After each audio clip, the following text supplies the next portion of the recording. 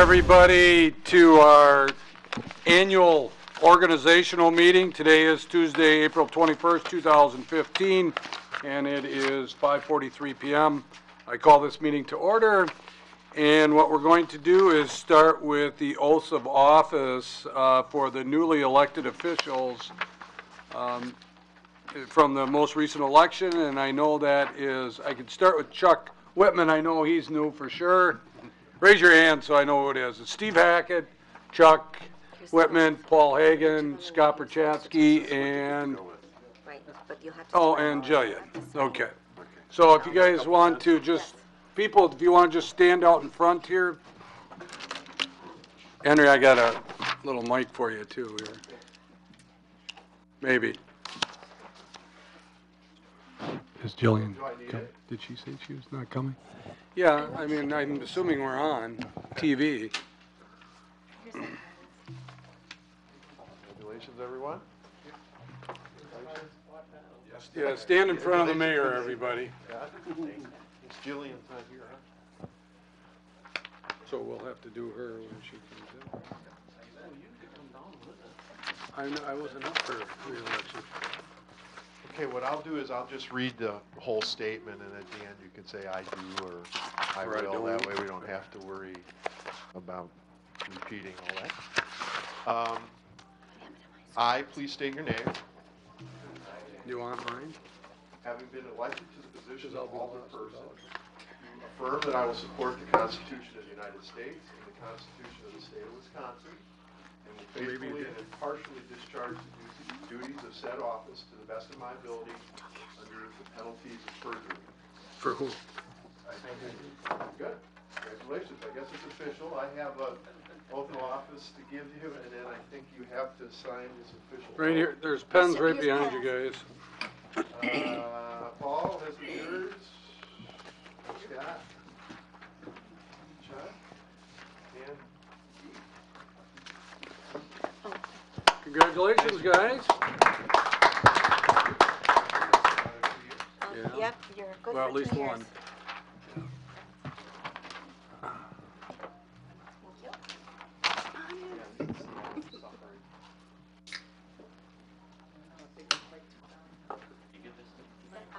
Authorize your signature and your surgery. Just 2 times. But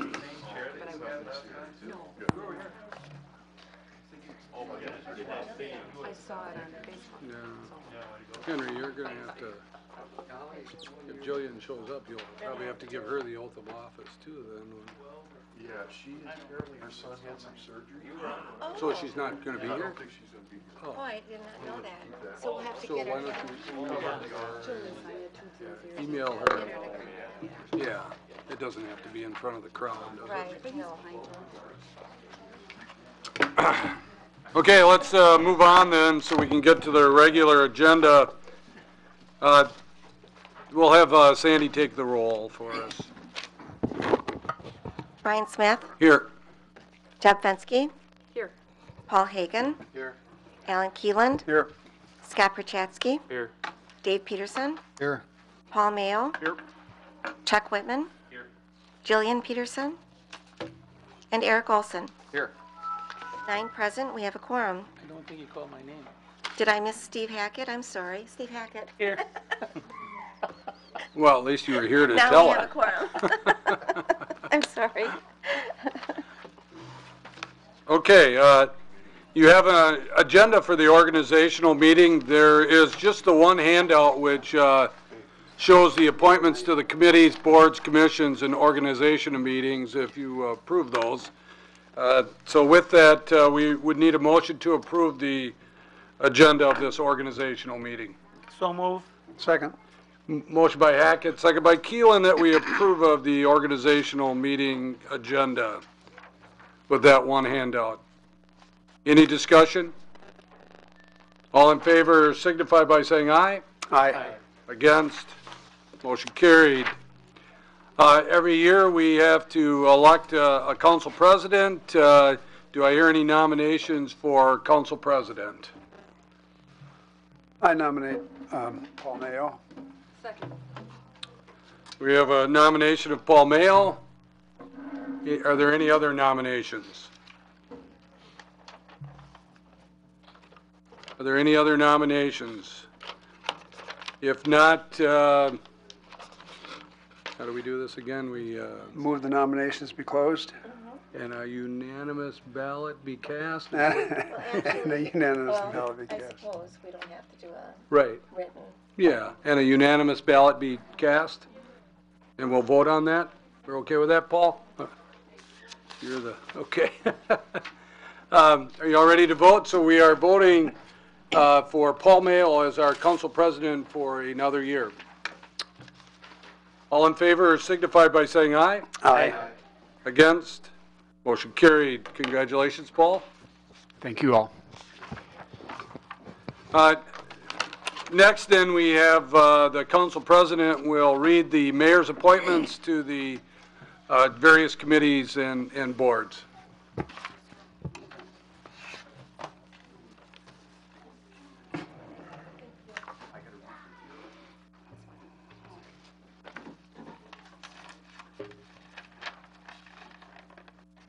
She tells you what to do, too, huh?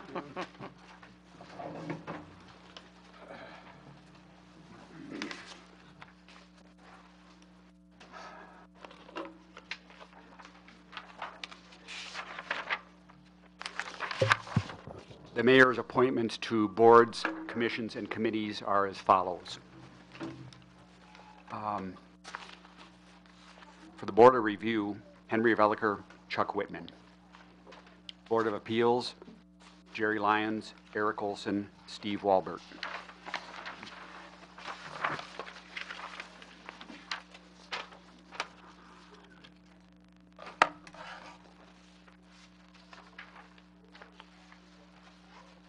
The mayor nominates Alderman Alan Keeland as council member for the City Planning Commission. I would need a motion to approve this recommendation or nomination. So move. Second. Moved by Hackett, second by Prochatsky, to approve the mayor's nomination of Alan Keeland as a city council member of City Planning Commission. All those in favor say aye. Aye. Opposed, no. Motion carries.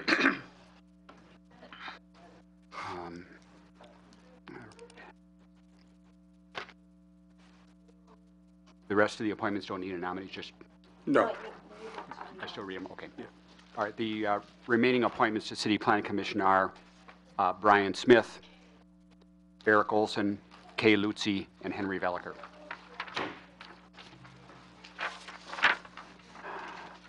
For the Library Board, the mayor appoints Abby Dramel, Youth Representative, Dakota Marliga, alternate Youth Rep, Joel McCausland, second alternate Youth Rep, Deb Fensky, Paul Hagan, Holly Olson. Park and Rec Board, Larkin Hooker Maricki, Youth Rep, Ian Varick, Youth Rep, Elena Radley, alternate Youth Rep, and Mark Kilcoyne, alternate Youth Rep. John Kinnear, Lauren Fritz, Eric Olson, Dave Peterson, Pat Fair, and the remaining members will be the Town of Dayton Rep, Town of Farmington Rep, and the Town of Waupaca Rep. For the Police and Fire Commission, Steve Hackett, Don Fisher. Airport Board, Nick Graham's Youth Rep, Maya Snyder, alternate Youth Rep. Community Development Authority, Brian Smith, Jillian Peterson, and Brennan Kane. Recycling District, Alan Keeland, Chuck Whitman. Waupaca Area Fire District, Brian Smith, Steve Hackett. Wellhead Protection Commission, Justin Behrens, Jessica Beckendorf.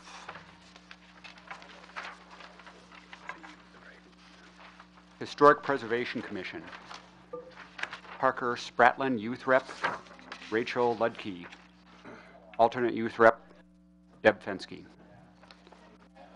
Emergency Planning Committee, Taylor Devine, Youth Rep, Megan Reach, alternate Youth Rep, Roger Hanson. WAHA Board, Scott Prochatsky. Historical Society, Deb Fensky. Joint Review Board, Steve Hackett. Oz Property Ad Hoc Committee, Scott Prochatsky, Russ Montgomery, Kate Edelbeck, Russ Butkowitz, Carrie Easbenson, Bob Welch, Hugh Hayes, and Connie Abbott. East Central Planning Commission, Brian Smith, Paul Mayo. Room Task Committee, Paul Mayo, Alan Keeland, Aaron Helgeson, Debbie Underberg, Terry Schultz, Kent Pagorsh, Scott Newman. Community Development Block Grant Committee, Dave Peterson, John Ryan, Julie Thompson, Paula Hoswich, Dick Phillipson. Waupaca Area Chamber of Commerce Tourism Promotion Committee, Jillian Peterson. These are the mayor's appointments to committees, boards, and commissions. I would need a motion to approve them. So move. Moved by Hackett, second by Olson, to approve the mayor's appointments to the boards, committees, and commissions. All those in favor say aye. Aye. Opposed, no. Motion carries. Thank you, Paul. I just wanted to make a couple of comments. One, council members, you do have that handout on your desk that is all-inclusive. So if your name wasn't mentioned, that means you had more than a one-year term and you're still on that committee. So make sure you look at that list, take it with you. There will be a book that will come out. I don't know what color it's going to be this year, but we'll have a book that has all your names in there. A couple of the committees that you talked about, I just wanted to make sure Eric Olson for Parks and Rec Board will be the chairman of the Parks and Rec Board, and via that, that's how he ends up also as an appointment on the City Planning Commission. So Eric is the chairman for that, for the Parks and Rec Board. Under the wellhead protection, that Jessica Beckendorf was the youth representative, if you did. No, she replaced Mike Colas. Oh, okay, I'm sorry. That's, okay, I'm sorry. She's the one that replaced Mike Colas. We don't have a youth yet for that. Oz Property Ad Hoc Committee, Aaron Jensen is also on that committee as a, yeah, just as an advisory, non-voting member of that. So Aaron, you know that, of course. Those of you that have been waiting around for the Public Works Board or Commission that we talked about back in January and February, we still plan on doing that board. We're going to put it off a little bit until we have a Director of Public Works in place, as well as we didn't get any citizen members that volunteered to be on there, so we're going to have to get out and try and canvass some people to get those in there. There might be a couple of more committees that need people on them yet. There were a couple of blank spaces to fill in, but we'll take care of those hopefully at the May meeting. With that, we have one more item in the organizational meeting, and that, Henry, this is a Code of Ethics review. Is that what we're trying to do here? Okay. Yes, sir. I did discuss it in my monthly report, so I don't know that I'll need to do it in our staff reports to council later. But to try to put a little efficiency in the process and make it a little bit easier for some of our non-council members to get sworn in, we are going to do an online approach to allow people to actually go online and read the oath of office and click on it. But before they do that, they'll be given a prompt to read our code of ethics and sign off on that they've read and understood it. Of course, people can come in still to do this in person. If they come in person, myself or Sandy will swear them in. give them the code of ethics and let them read them and have them sign off that they've read and understood the code. I think this will work a little more efficiently than we've had in the past. Sometimes office hours aren't the most convenient for some of our committee members, and we think this might be a good way to try to help meet their needs. Josh, you want to say a few words about this attachment that's on your table here? As we discussed some of the stuff, the online stuff with the ethics and oath and some other things with getting packets ready for meetings, one of the topics that came up were email addresses for city council members. And up until tonight, not everyone on council had an official cityofwaupaca.org email address. And I won't go into a lot of detail, but this all ties into open record. It makes us look more professional instead of having Hotmail and Yahoo addresses listed on our website. But if you didn't already have a City of Waupaca email address, the information's on your desk. I've also provided everyone a full list of everyone's email address on City Council, and makes it easy for you guys to communicate, for staff to know what your address is. And the other nice thing on our email servers, there is an email list, so if you send out the EO group, elected officials group at cityofwaupaca.org, it'll automatically go to everyone on City Council, which is another benefit just to make communicating easier. But a lot of this ain't just tied into open records. I don't know if there's ever been an email open record request since I've been here, but if there was and you're doing all the communication by your personal email, that could subject your email to being searched, or I'm not sure everyone keeps every piece of correspondence related to their city in their personal email. Once it's deleted, it's gone. The city email server does archive everything. So that was the thing about that. If anyone has any questions about it, wants a demo on how to use it, or help setting it up on your phone or another device, I'll be around after the meeting, and just grab me. So that's all I've got to say about it, unless anyone's got a question right now. Right.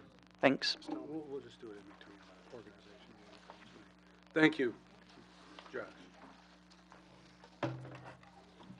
Okay. Anything else for the organizational meeting? Jillian, we did the oath of office for the newly elected officials. We're going to do yours in between the organization meeting and the council meeting. Okay. We need a motion to adjourn. Yes, sir. Yes, sir.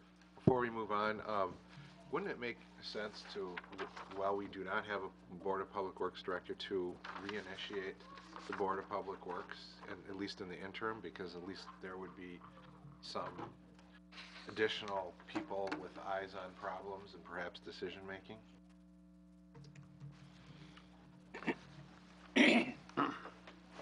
Yeah, I don't know, Paul. I guess I've been thinking of it.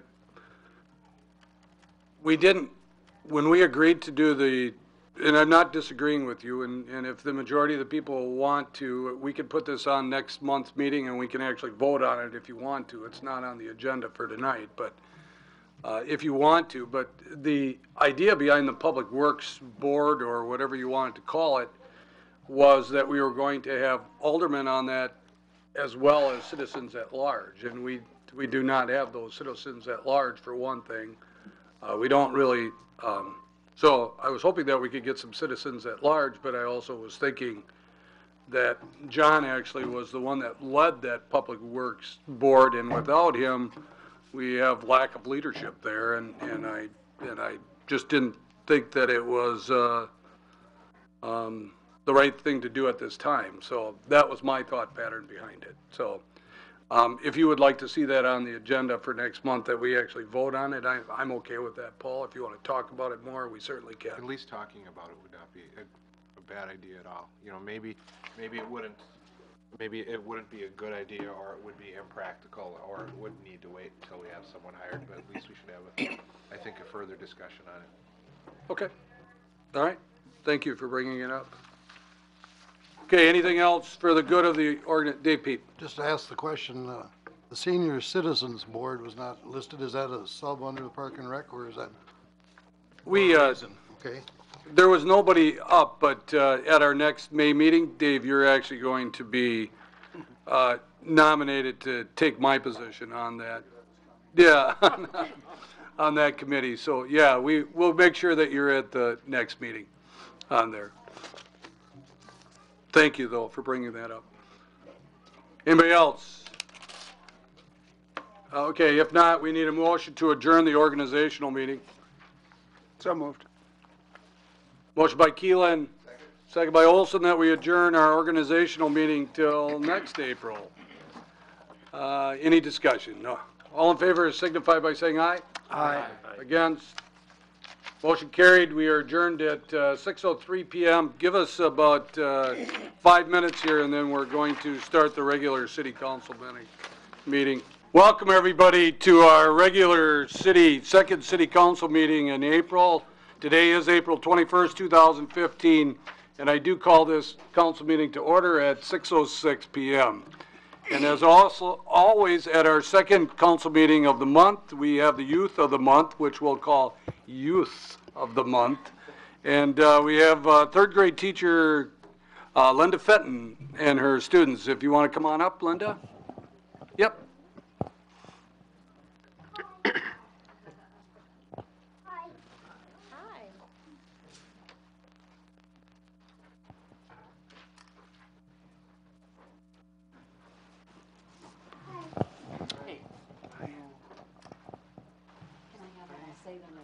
You sure can. Okay. Have them turn around and face Turn around and face these guys. Yeah, so you get their pictures taken. It's on. It's on? Yeah. Okay. Thank you for having us here tonight. I'm first going to have the students introduce themselves. Tell them your name. Hello, I'm Sawyer Wiedmeyer. Hi, I'm Adrian Bustamante. Here, just pass it down so I don't stand in front of you. Hi, my name is Ian Busson. Hi, I'm Elliot Batten. Hi, I'm Kayla Kyle. No. Okay. Tell her name. Tell your name and Hi, I'm Mia Kaler, and this is Jessica. Hi, I'm Lydia Rollins. Hello, my name is Christopher David Saber. Hello, my name is Seth Theo. Hello, my name is Jarrah Strain. And this is Mrs. Colthurst. She's a partner teacher. When Mr. Hackett sent out the email saying that he was looking for students to represent, to come and say the pledge, I knew I had a lot of deserving kids in my class, and we were right in the middle of our government unit. So this is perfect. And I wanted them to see we've been looking at your pictures online so they know the different districts and that we have different districts.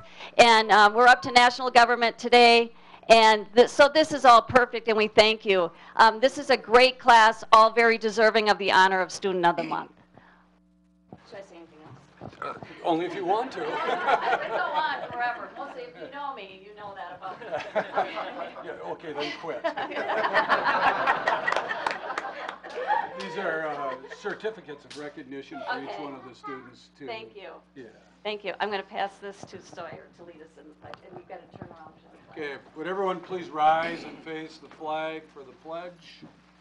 Whenever you're ready there, buddy. I pledge allegiance to the flag of the United States of America and to the republic for which it stands, one nation, under God, indivisible, with liberty and justice for all. Nice. Thank you. What's that? Yep, we're all set. Thank you again for having us. Just seeing the setup is perfect. Okay, thanks. Thanks, Linda.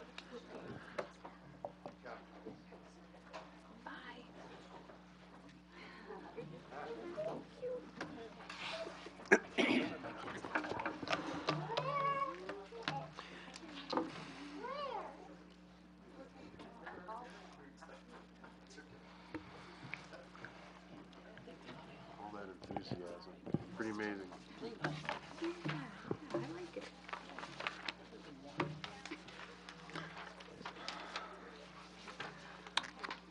Okay, let's move on then. We have the open meeting statement that needs to be read. Sandy?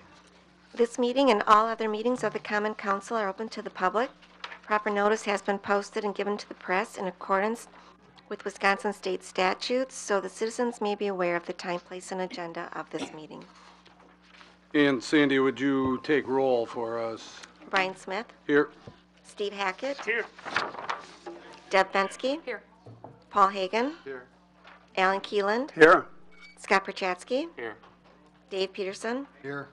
Paul Mayo, Here. Chuck Whitman, Here. Jillian Peterson, and Eric Olson. Here. 10 present. We have a quorum. Thank you, Sandy. Under the consent agenda part of our agenda, Sandy has a couple of handouts that you received tonight.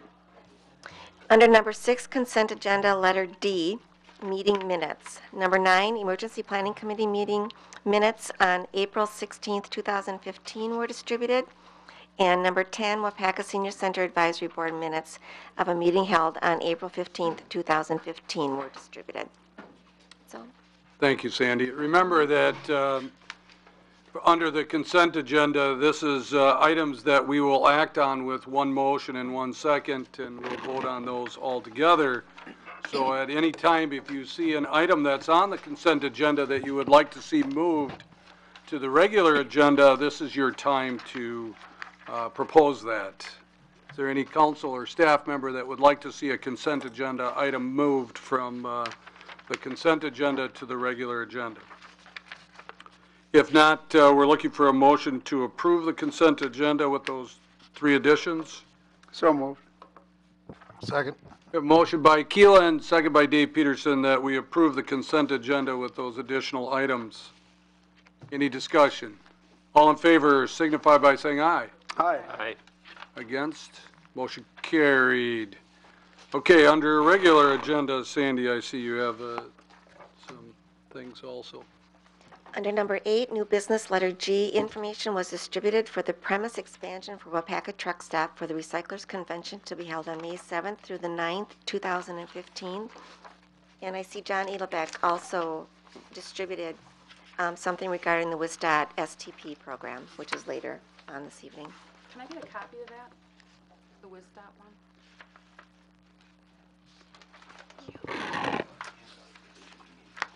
Oh, okay.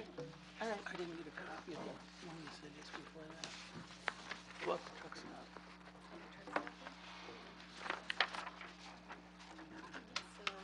This one here. What's right there? The left half? I was looking for way. The Wayham one. I saw that too. Okay. That's what I read. Sorry. Say, okay. It was a Wayham one. Yeah, 'cause you can have it back. Okay.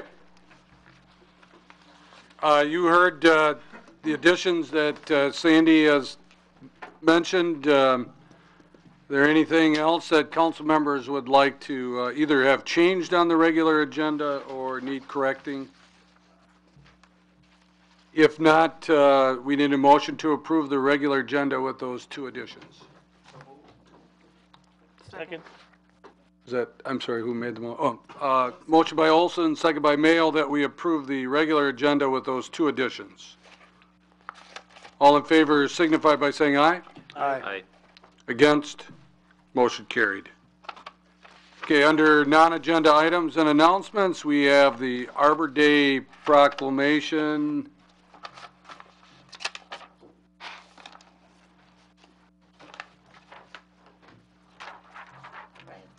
Oh, thank you. I'm just going to read this into the record. Arbor Day proclamation, whereas in 1872, J. Sterling Morton proposed to the Nebraska Board of Agriculture that a special day be set aside for the planting of trees, and whereas this holiday called Arbor Day was first observed with the planting of more than 1 million trees in Nebraska, and whereas Arbor Day is now observed throughout the nation and the world, and whereas trees can reduce the erosion of precious topsoil by wind and water, cut heating and cooling costs, moderate the temperature, clean the air, produce oxygen, and provide habitat for wildlife. And whereas trees are a renewable resource giving us paper, wood for our homes, fuel for our fires, and countless other wood products, and whereas trees, whenever they are planted, are a source of joy and spiritual renewal, whereas Waupaca has been recognized as the Tree City USA by the National Arbor Day Foundation and desire to continue its tree planting ways. Now therefore I, Brian Smith, Mayor of the City of Waupaca, Wisconsin, do hereby proclaim the 24th of April 2015 as Arbor Day in the City of Waupaca, and I urge all citizens to support efforts to protect our trees and woodlands and support our city's urban forestry program. And further, I urge all citizens to plant trees to gladden the hearts and promote the well-being of present and future generations. Brian Smith, Mayor, City of Waupaca. I would wait until winter is over before I planted the trees. Next, we have Earth Day proclamation. I'll read this also into the record. In the early 1960s, Senator Gaylord Nelson of Wisconsin began a movement to highlight mounting environmental problems. Earth Day continues to promote an environmental awareness and celebrate the limitless possibilities for all people to care for our land, air, rivers, lakes, and oceans. Earth Day is an international phenomenon observed in more than 180 countries spanning every continent. Individuals and communities come together with a unified purpose to address issues such as climate change, species extinction, managing growth, economics, and emerging technology. Whereas the City of Waupaca's lands, waters, air, and other natural resources should be protected and preserved at all costs, this goal of environmental sustainability is the legacy we wish to leave for those who follow us. And whereas the City of Waupaca supports and strengthens its commitment to the environment by working together to protect these natural resources is essential to the continued quality of life of the residents of the Badger State. And whereas the City of Waupaca recognizes the spirit of Earth Day as a global event that celebrates environmental achievements and raises awareness for environmental issues and provides a unique opportunity for people across the state and nation to promote environmental stewardship by setting goals and taking actions to lessen the negative impact on the environment. Now, therefore, I, Mayor Brian Smith, on behalf of the City of Waupaca, do hereby proclaim April 22nd, 2015 as Earth Day, and welcome the support of all residents in our quest to create a clean, green, and healthy Waupaca. Okay, and one more.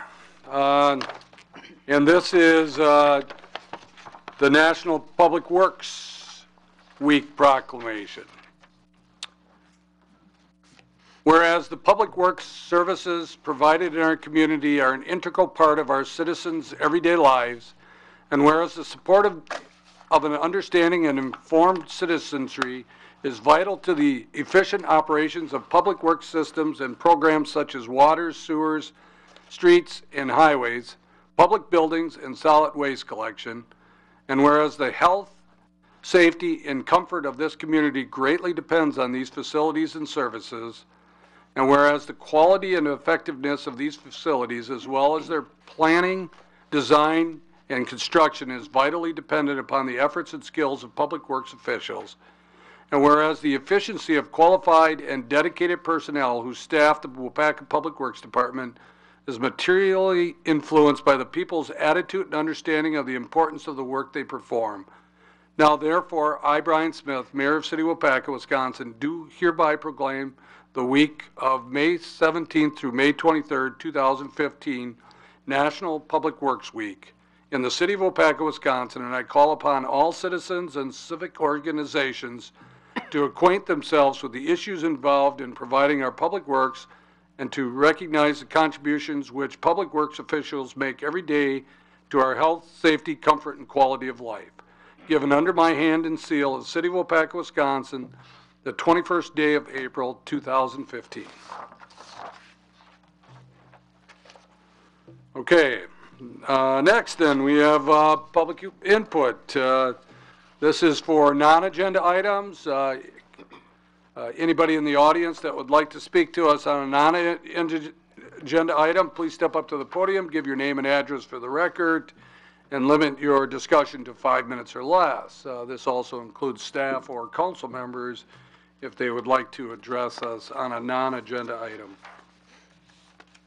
Not hearing or seeing any, we'll move on to announcements. These are the department announcements and reports, and as also always, we'll start with our Finance Director, Treasurer Kathy.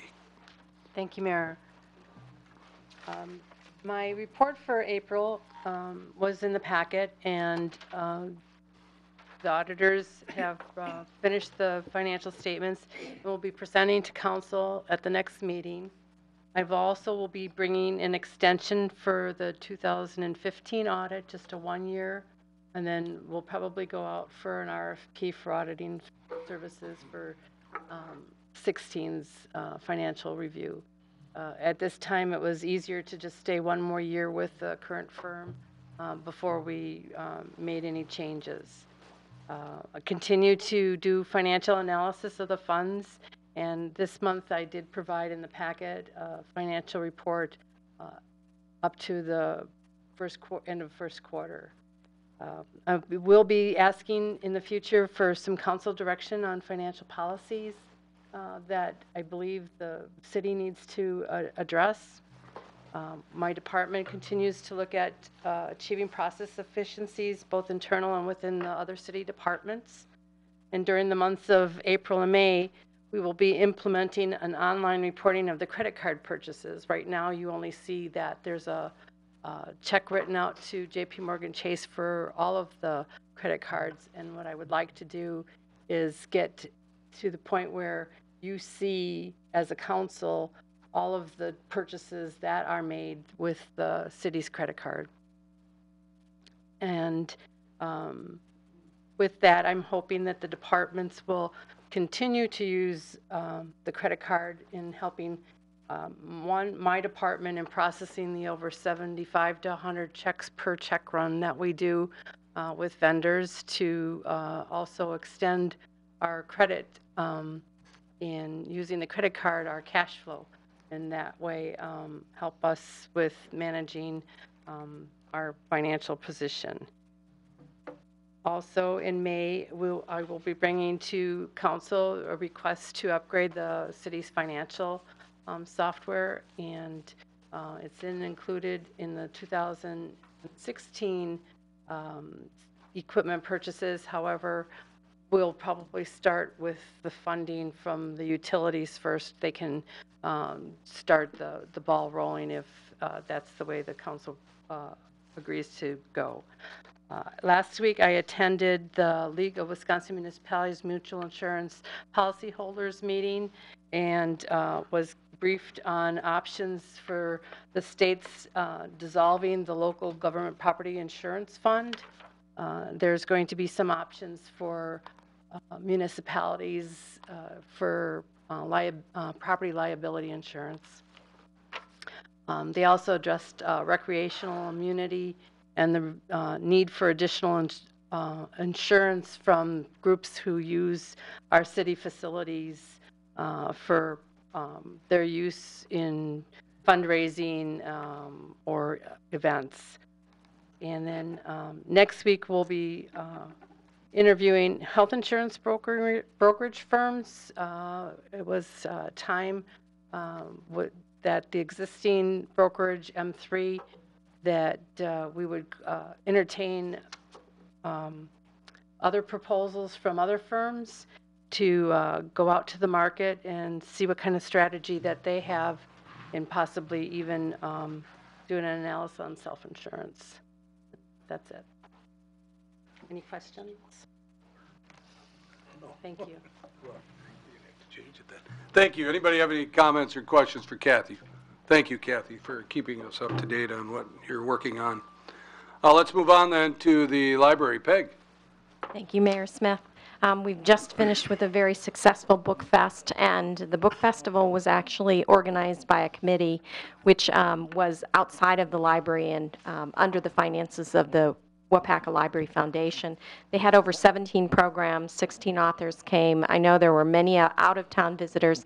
We'd really like to thank you for the use of this room in the festival. It was nice to have another venue besides the meeting rooms in the library, and also thank the Room Tax Committee for the grant. I think that most attendees felt it was an exceptional festival. Even the authors said they'd be coming back to Waupaca. We are promoting heroes this year with our theme, Every Hero Has a Story. We're asking you to tell us your stories, so if you have a hero story, please consider submitting it to the library and we'll put it up on our hero wall. Our Altar Book Fest exhibit opened last week, and it will be in operation until May 23rd, so please stop into the exhibit room to see that. We have a Books to Art Make an Altered Book on May 2nd, and that's open to anybody who wants to attend. Our Planting 101 Makerspace is on this Saturday, April 25th, in the lobby of the library from 10 to 1:30, and you can just stop in and have some fun planting seeds and learning about planting seeds. We are honoring our volunteers at the library on April 30th with a supper for them. And our next film is on Thursday, May 7th, and it's The Train. It's a World War II story. I think you'll enjoy it. It's at 1:30 on that Thursday. Thank you, Mayor. Thanks, Peg. Any questions of Peg? Thanks. Brennan's not here. He's at a seminar, I think it is. So I'm sure Henry's going to bring us up to speed on things that Brennan is working on. Let's go to John Edelbeck. This might be your last announcement, huh? We'll see, huh? April 21st council meeting tonight. We have 5 items on the agenda we'll be talking about. Operationally, we're in the middle of leaf collection. You can see a lot of activity in Public Works right now.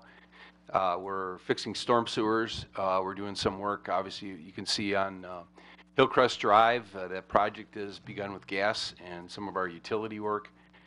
Fulton Street, you're seeing a lot of activity on that. We'll see on May 4th, we'll see the contractor move in, and there'll be additional lane closures starting May 4th. So up until that date, there will be some additional periodic closures for work that we're doing, pavement repair, utility work, and such. Since our last council meeting, we went through and conducted our annual hearing test, which is required by the Department of Safety and Professional Services on all our employees. Our CMOM work is proceeding, the contract with Kempfer and Associates for that. We've been working on a number of different developments with the Development Department. You'll hear these in the future with Piotr and a few other developments. Sunny Day, Henry might be talking about some of those. Royalton Street Water Main Improvement Project, we still have to acquire some easements on that project yet. We have one property owner that has not signed that easement. That's outstanding work yet. As I talked about, the roadwork program has begun. We will expect, and you probably all have received the press releases, we'll expect Fulton Street and the South Park parking lot to be completed before Memorial Day. So it's about a 2 to 2.5 week, 3 week process to get that work done. And then after Memorial Day, the contractor plans to start on Hillcrest and have that completed by the end of June, middle to end of June. So those projects will move along pretty quickly. I've been working with the department heads to put together our draft for the 2016 capital program, since budgeting will get started here in just a few months. So they should be able to hit the ground running from a capital standpoint. The general fund obviously is part of what we approved last year, but the utilities will be putting together their requests for 2016 capital. I have to schedule a meeting yet with the development department on some issues we're having with grease and lift stations, and that's an code enforcement issue. The City Hall Library project is proceeding, and Russ Montgomery will be the project manager on that.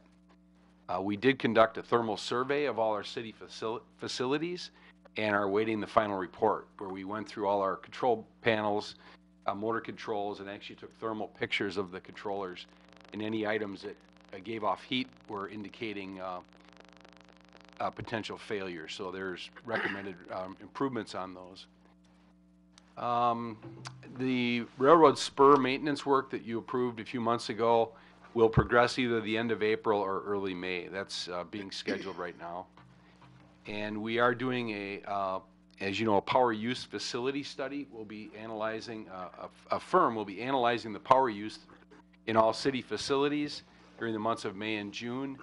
And at no fee, we'll prepare a recommendation, a list of high and lower priority projects that we could see cost savings on.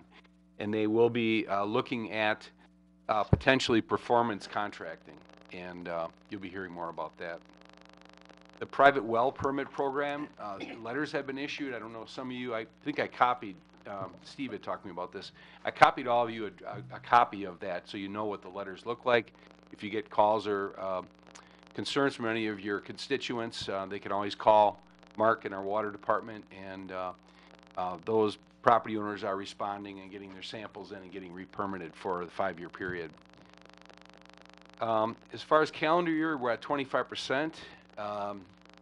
City Hall Library accounts at 22. Street Department account is at 29.7, with snow and ice being at 41% right now of our budget. The water fund is at 15.9, and the sewer fund is at 9.8%. That's all I have, Mayor. Thanks, John. Any questions, comments for John? All right, Parks and Rec, Aaron. Thank you, Mayor. I want to start off by saying the Rec Center will play host to the Farmers State Bank Senior Health Fair again tomorrow from 10 a.m. to 1 p.m. We expect anywhere from 200 to 300 people to come through the Rec Center for that during those hours. Our Augie Austin gym work will begin next Monday, April 27th. Again, that will be completed June 1st, assuming all goes well. South Park parking lot, as John mentioned, the parking lot work is going to happen a little earlier in May. It'll be paved May 6th, and there already has been some work done.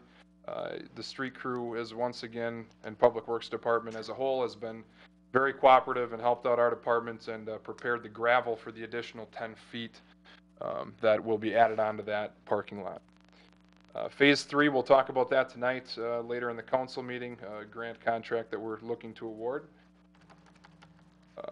School partnerships, we do have a couple partnerships that I want to talk to you about. Soccer fields, we did finalize a partnership with the high school and the school district on that. We will be moving our soccer program over to the King Road practice field area. The one concern, or not concern, but one thing we will have to work at is parking. We're having the soccer association purchase some construction barrels to better organize that parking situation. As you guys probably know, it's a limestone, not striped, not paved, but there is enough room, we feel, to accommodate everything over there. Andrew and myself will be over there the first couple weeks along with some volunteers from the soccer association, making sure we instruct everyone on how to file in. Our Achieve group is working and meeting again next week on a bike and pedestrian plan, looking to spend some money out of that Achieve fund. If you remember, that's a grant that we received for $50,000 a few years ago. We currently have about $30,000 left in that account. Our fish sticks permit for Mirror Lake, which was applied for about 6 months ago, was granted through the DNR. That is a 5-year permit, and we'll work with all the residents that were included on that permit application over the next 5 years on getting trees in Mirror Lake. Staff is currently getting trained on Kid Check. This is a program I've talked about to better account for some of our users during the weekend hours. Mentoring program, we're working on that. Andrew has done a lot of work with that, as well as the chat group. Which is through Theta Care. That's again through the Big Brothers Big Sisters. We've been meeting and we'll continue to meet with about 15 community groups, whether it be the Lions Club, Rotary Club, faith-based groups, and trying to go recruit and push people to the May 12th meeting at 5:30 p.m. That includes anyone here that's interested. If you're interested in becoming a mentor, big brother or big sister, I'd encourage you to attend that May 12th meeting at the Rec Center at 5:30. The mentoring will begin September of this year. Summer programs are underway or getting underway. Baseball, softball, the draft was last week. Practice already starts next Monday for that. We're in the middle of hiring seasonal staff, umpires, concessions, lifeguards, scorekeepers, park crew, program leaders, etc. And Josh recently reshingled the Riverside bathrooms. That was a couple-day project for him. Everything looks good there. And then as we were talking about Arbor and Earth Day, I thought I would mention that 16 trees were planted in the park by Josh today as well, in the parks. And that is all I have. All right. Thanks, Aaron. Any questions, comments for Aaron? All right, let's move on. Chief Golk. Thanks, Mayor. I just want to highlight a few items that are in the report. Budget-wise, we're at 21.6 that we have expended. And again, as John said, we're about 25% of the budget year. We are in the middle of our hiring process for the new officer. Applications are being accepted through the end of the week. We had a letter of appreciation for Brett Rodens for his participation at Family Reading Night. We also had a performance report for Nate Nelson during his actions on at a medical emergency in which a person was choking and he was able to dislodge the item and got the person breathing again. And finally, it's that time of year again where we do host the Waupaca County Crime Stoppers at Culver's. And this year it will be Tuesday, April 28th from 5 to 10 p.m. That's where we assist, and we have volunteers working and delivering food, and 10% of the sales will be donated to assist Waupaca County Crime Stoppers, which helps pay for the Quick 50 program at the high school, and also some programming for the texting alerts, or the texting of tips to the sheriff's office, which get disseminated to the area's agencies. The rest is in the packet. All right. Thanks, Chief. Any questions for the Chief? All right, let's move on to our City Administrator, Henry. Okay, Mayor, Kathy, thank you. I got to knock off 3 items that you discussed. A couple things in my report. On May 5th, we're going to have a Code of Ethics and Fraud training for our employees. We typically, when we have employee meetings, we do a Monday or a morning and an afternoon meeting. We will film it.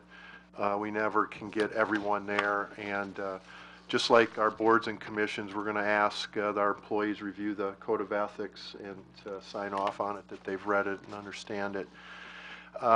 We are in the midst of recruiting for John's replacement. All the stuff is out on the street, and we've actually gotten a couple submissions already. So the application deadline is May 28th. So if you know of anybody that might fit the bill, please direct them to our city website. The application materials are up there. Mayor, I'm going to try to pinch hit for Brennan a little bit. I know he spent last week putting together with Nathan Woods, a couple grant applications through the Economic Development Corporation of Wisconsin.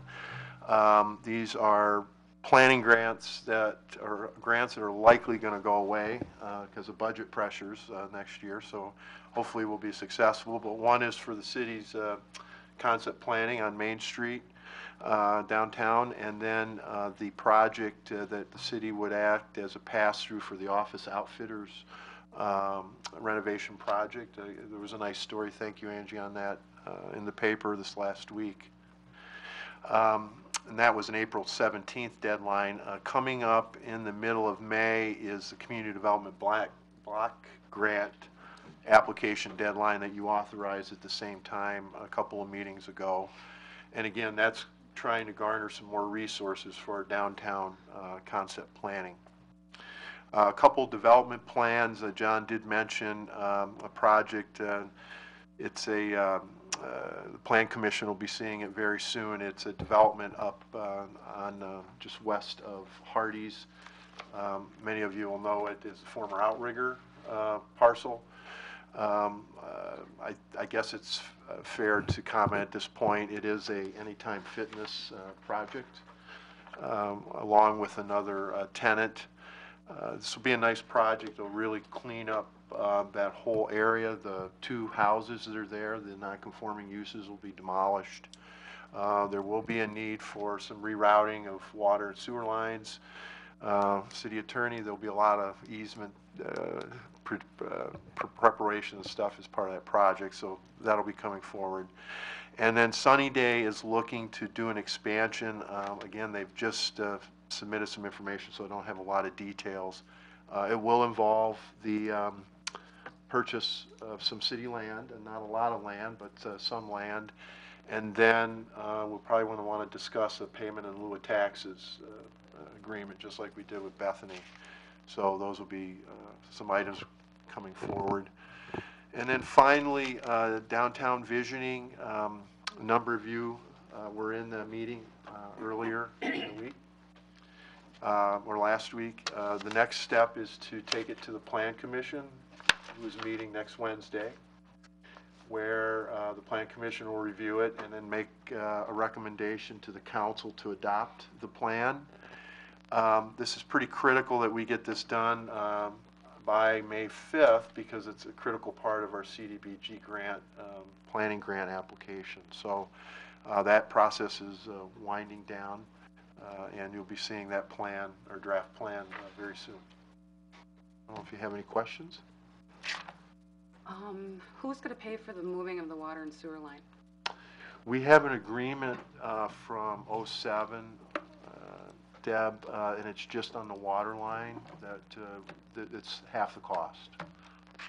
So we'll have to bring that forward. We're going to get some estimates on the anticipated costs of doing that, but it's just the water lines. The cost of the sewer line relocation will be on the developer.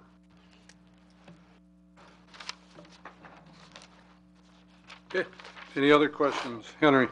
I wanted to, I should have mentioned this before when we were talking about committees, boards, commissions, and so on, that you probably noticed that Henry's name was on a couple extra places on there, and he is, along with Roger Hanson also, are going to be pinch hitting for our public works position until we get someone in place, and then at that time, of course, that public works person will take those proper seats, but Henry will be the go-to person on most of those committees.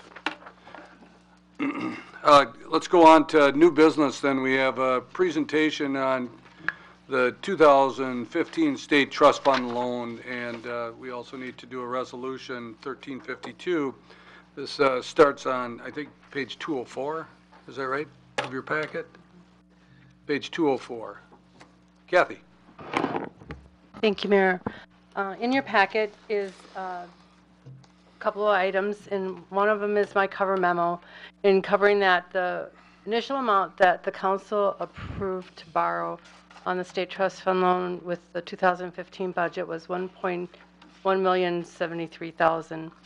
After reviewing the city's current debt structure, I recommended that we only borrow for just the 2015 projects by splitting the cost, by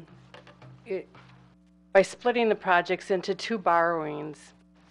It will save right off the top about $7,000 in interest costs. And then if we do the 2016 projects in a 5-year note with the state trust fund, we'll save approximately about $75,000 in interest also by doing that.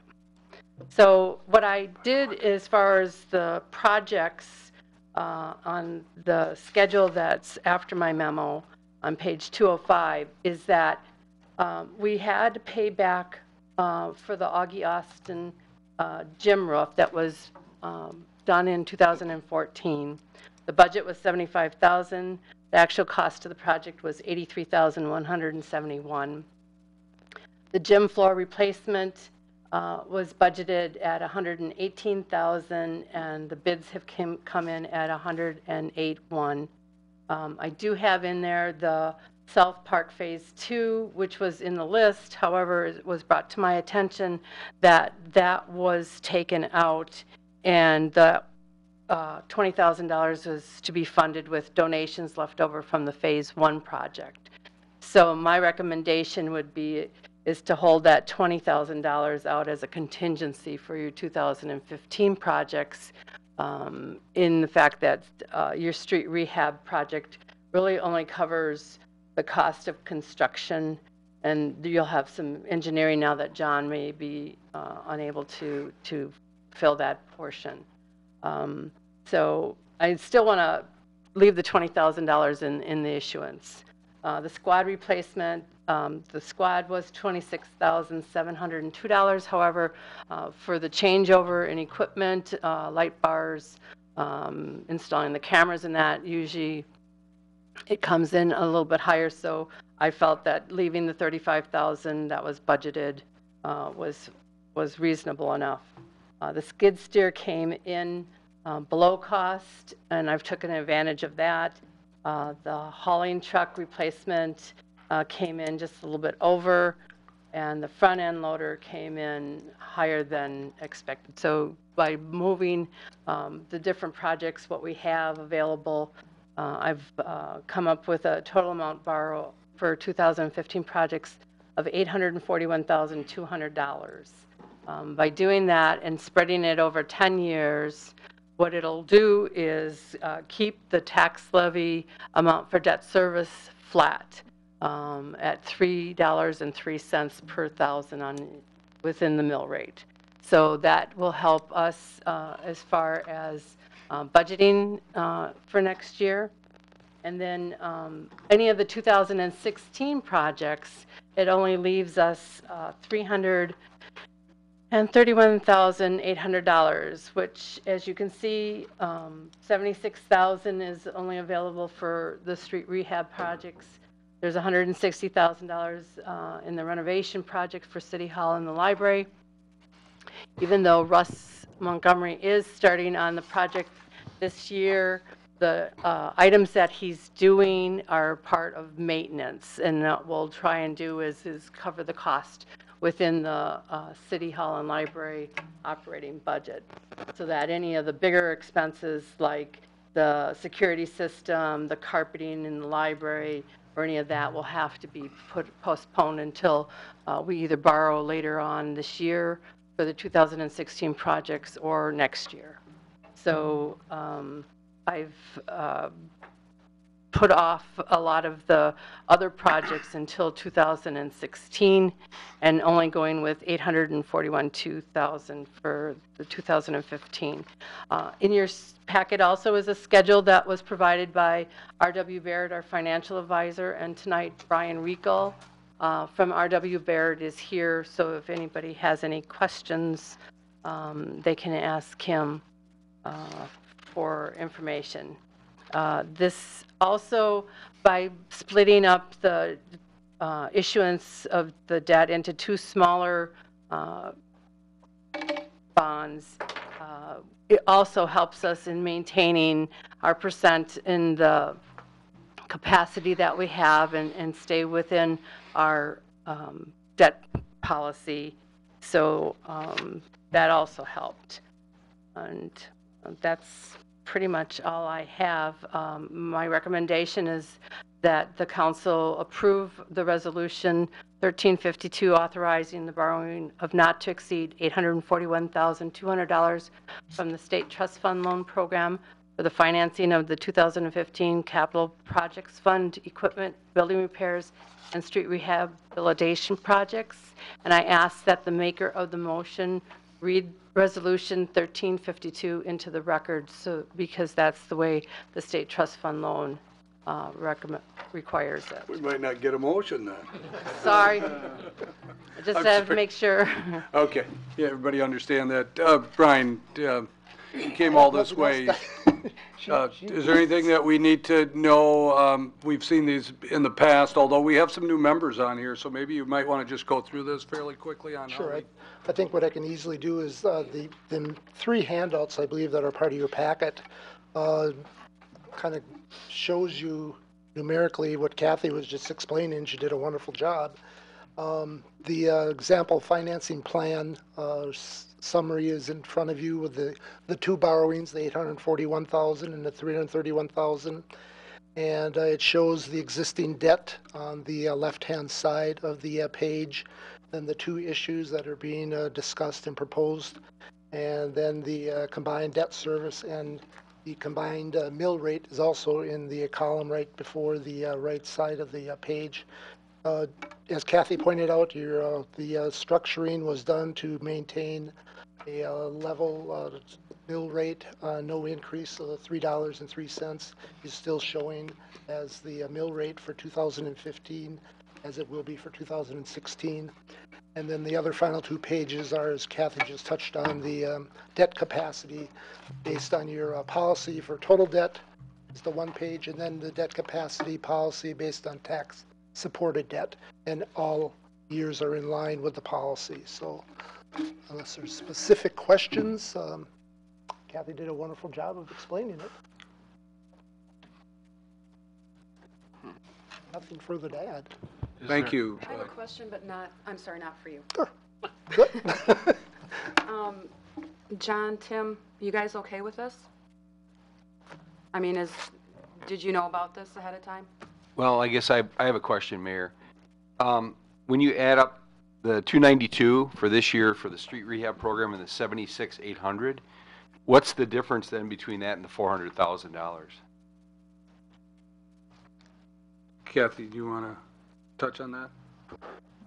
I guess what I was looking at is that the council only approved $1,173,000 total borrow for the whole project, for all the projects.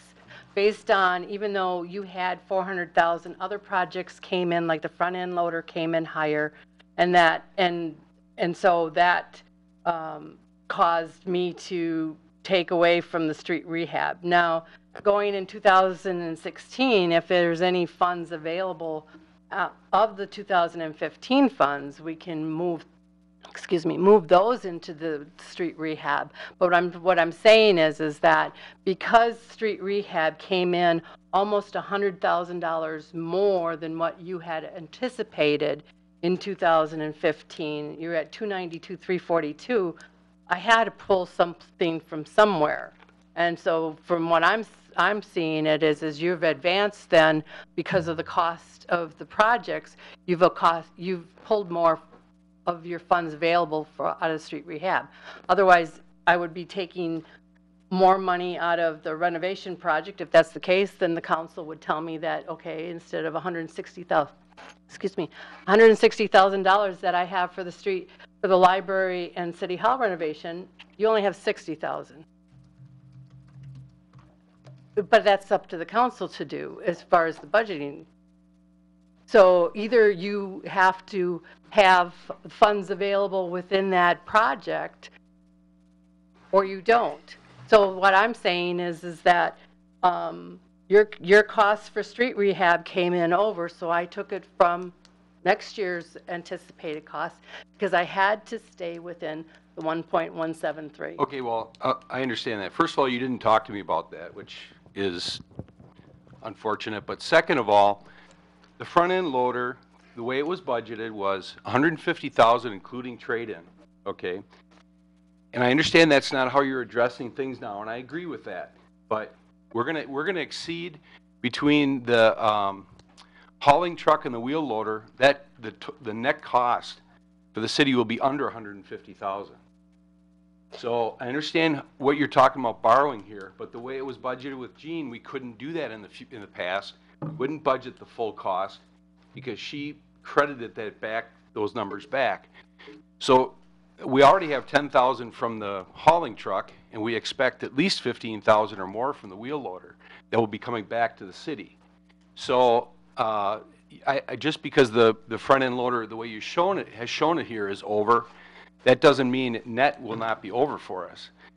And you know, just to take it out of streets, we budgeted $400,000 for streets. If we're over the borrow amount, then we need to determine how we're going to fund that. You know, and not just take it out of street rehab because that's the largest item. Like I said, I understand your desire to show the borrow for the full amount. I agree with that. Okay, but that's not how it was budgeted last year. That's not how 2015 was budgeted. We could not show that. We did not show that in previous years. We budgeted for the net amount, and that was what was written in the budget. And we will exceed 25,000 coming back to us. We'll exceed 26,000 coming back to us in sale of the hauling truck and the front end loader, current front end loader. So I guess I'd ask the council to consider not taking that out of the street rehab just because of what we talked about here today. You know, what I see from this, John, is I look at what we're borrowing for 2015, and that's what we're voting on tonight. What Kathy has below the totals for 2015 is what she thinks it will look like for 2016, but we're not voting on that tonight. We're only voting on 2015 numbers. So, I mean, I agree. We're probably going to have, like you said, 25,000. We might have that 20,000 for the South Park Phase 2. So that's a total of 45,000 that will go unused in the 2015, and that money will have to go somewhere, and council will decide that when we decide to do that. So I appreciate where you're coming from on that, and I understand fully, and maybe she should have just shown us what the 2015 projects were and not projected where the 2016 projects were, but, again, we're only voting on 2015 projects tonight. Paul Hagan. Mayor, I would think the solution to this would be to designate the funds from the sale of the equipment back into the street fund For what year, though? for 2016. Well, again, we're not voting on 2016 tonight. We're not even borrowing money for 2016. We're only voting for 2015. So, But those sales of equipment are occurring this year, so that's reasonable to do that. but they're not going to be put into place until 2016. So those monies are at the last council meeting. Go ahead, Kathy. I'm not arguing with you, Paul. I'm just trying to I understand. figure, yeah. I guess it's nice to look at certain, at specific things where you're seeing that, yes, I have money left over from this truck, so I want to use it to offset the borrow. In the big scheme, in your capital project fund, you had $172,000 worth of special assessments that had to be written off because of the default on that property. So that's coming out of that fund. You also have other, looking forward in getting to be where you have a reserve in your capital projects fund to be able to do emergency purchases, to start setting up where you're not going to borrow just for the anticipation of a trade-in value, that you have some fund balance that's actually cash to be able to address some concerns. And if you had to then borrow instead for a squad car next year, or purchase a squad car, instead of borrowing for 10 years for that squad car, you're paying cash for it. So I think if you get into a more conservative mode as to how you're financing your projects, I think that way you can get to that point where you're not having $3.03 of your levy as debt service. I guess that's, and this is just the first step of you getting to that point where you look at this here is what I have to borrow, and I want to be as conservative as I can, and maybe it's not that I can do $200,000 worth of roads in 2016. I can only do a portion of a road or no road, no roads at all. I guess, you know, using the fact that I might get this much money back from the front end loader, I still haven't seen that money. Until I see that money, I can't, as your financial person, give you the guarantee that it's going to be there. I would rather see us be more fiscally conservative going forward than assuming that we'll have this money to spend it. Just like going forward with some of the improvements for the city hall and the library. I mean, you know, yes, the council said, yes, we're going to do it, but until there's actual money funding those projects, I'm recommending that we don't start anything unless it's small maintenance items that we can absorb until we make a decision whether or not we're going to borrow for those improvements next year, and that's part of the 2016 budget. Paul, you? I just take issue with the notion that we would not be getting those funds back from the sale of that equipment, because that's throughout our history. The history of the city, we've always been able to sell our equipment. We've been able to sell it very well on this website that we have. We have an offer for trade-in value on our old equipment. So yes, I agree with being conservative, but you can very easily say that we're going to have that money sometime in the near future.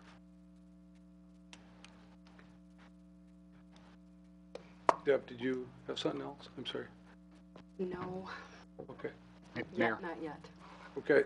I need to calm down first. John, I realize when you're talking $400,000 in street rehab over 2 years, that the easy thing to do is just to divide it nice two round numbers, $200,000 a piece. Right. But were you surprised that the bid actually came in at $292 for these projects? Well, it was higher than we expected. I agree with that, but either you do those two projects or you don't. You can't cut it off at 200. I understand. And I think that we made decisions in design that were both economic and also to do the right thing. Okay. We have our crews that are running our own storm sewer out there. We're doing our own pavement repairs. Right. You can see some of the work that we're doing. And we also added a fiber to the asphalt to strengthen the asphalt that increased the price. So yes, I anticipated that it would be higher, that it is higher than we anticipated, but I still think it's the right project. Yeah, okay, I agree. Yeah. Steve? And my only comment about this, and this is more to Henry than it is to you, Kathy, but the 20,000 for South Park Phase 2, because we agreed that we would drop that South Park Phase 2, 20,000 out of here, because we gave the Park and Rec, it was something like 21,000, I don't remember what it was, but it was somewhere around 21,000, which means this shouldn't exist. Yes, I think on the face of it that you come to that conclusion pretty easily, but I think if you term it more as maybe a contingency, a project contingency, because we haven't got into the road projects, we haven't got into the floor project, and to have a little extra money available if you needed it, and you can put the caveat in there that, council has to authorize any expenditure of it, it gives us a little more flexibility. So maybe that should be more of a project, labeled project contingency, so we have enough money to pay for the projects that we intended to borrow for. Because you could have some, change orders or something, something could pop up that is unexpected. And you don't think any of these project prices are going to go up next year? I'm sorry, I agree with the fact that you're saving us a lot of money. Thank you very much. But I feel like a chump. I mean, we sat here and did all of this budgeting last year, and now it's all changing. What were we given then, and why is it changing so much now? I don't understand this. We've got stuff that's being sold this year. We can't apply it to this year. We have to apply it to next year. No, I don't get this. I thought we were all in agreement that the budget was the budget for 2 years. What happened? Well, Deb, a budget is a planning document, and that budget was adopted. It was at the end of October. Our new finance director started in the middle of November. I mean, she comes in and she's hired to give her opinion and bring her expertise into the fold, and this is what she's bringing forth. A budget is a budget. Anything we do, if there's a project budgeted for, we bring it forward, and we have to massage it, manipulate it, make it work. I mean, sometimes it is different. That explains it. I mean, it was a very simple effort for the budget. It was go to the state trust fund loan, run a schedule, here are the projects. And that's all that basically got done. Now your staff has parsed it out and came up with a financing plan to save money.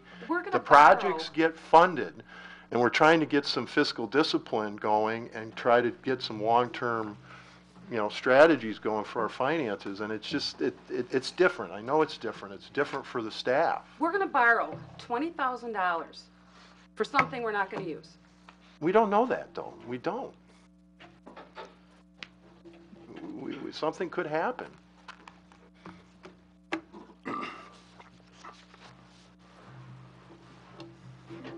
And if you want to call it a project contingency, I mean, that was exactly the vote, because we have, and you're going to hear from Aaron in a little bit, the residual money that was set aside is going to help with that, with the project he's bringing forward. So we're with South Park Phase 2. So that was the vote, and that was the intent of council. So that money could be spent on Phase 2 if something unexpected happens. But that it's not to replace or to do anything different than what your intent was. I mean, we're trying to be, transparent here on everything. So Aaron's going to get another 20,000. No, if he doesn't need it. Because we're going to give him like you said, the 21, and now we're going to borrow another 20. Well, so, again, maybe that needs to be called project contingency, because there's two projects that, two big projects that could have some unanticipated expenses. we can, yeah, Kathy had said this once and about that being no longer a South Park Phase 2 project, but just considered a contingency. You know, this is a recommendation here that came from the finance director and with some, obviously with some staff help and so on. So if you would like to take the $20,000 out of there and instead of borrowing $841,200, we borrow $821,200, we could do that. I mean, all you have to do is make a motion that we cut that part of that. And Paul, if you want to use trade-in, anticipated trade-in amounts so that we wouldn't have to borrow as much for the 2015 project, which is estimated at $25,000, we can do that too. I mean, all it takes is a motion and a second and a majority vote to agree to reduce the loan amount by that. If that's what your feelings are, I don't know that that's the feelings of everyone, but we can certainly do those things. This was just a recommendation, okay? But we want to make sure that we get it right. So, Mayor, I don't mind borrowing the 20,000. I just don't like where it's put. That just really rubs me wrong. okay, so what, Kathy, if we leave it the way it is, you could get us a new spreadsheet and take out where it says Parks and Rec South Park Phase 2 and just put in their contingency plan. Correct. The spreadsheet that's in your packet was not given to the state trust fund loan. The state trust fund loan document is for $841,200, and it is just for the purpose of financing equipment purchases, building repairs, and street rehabilitation projects. It is very generic. That is in the resolution. So it allows you to use that 20,000 for a project contingency as long as it's for any of those purchases that purposes within the resolution. So my point is that you could get us a new spreadsheet. You could email it out to us and get it to the press also that shows that it is not a South Park Phase 2 project, but it's just a contingency in case we have overages in 2015. Correct. Okay. Steve, does that satisfy you? Okay. Paul, go ahead.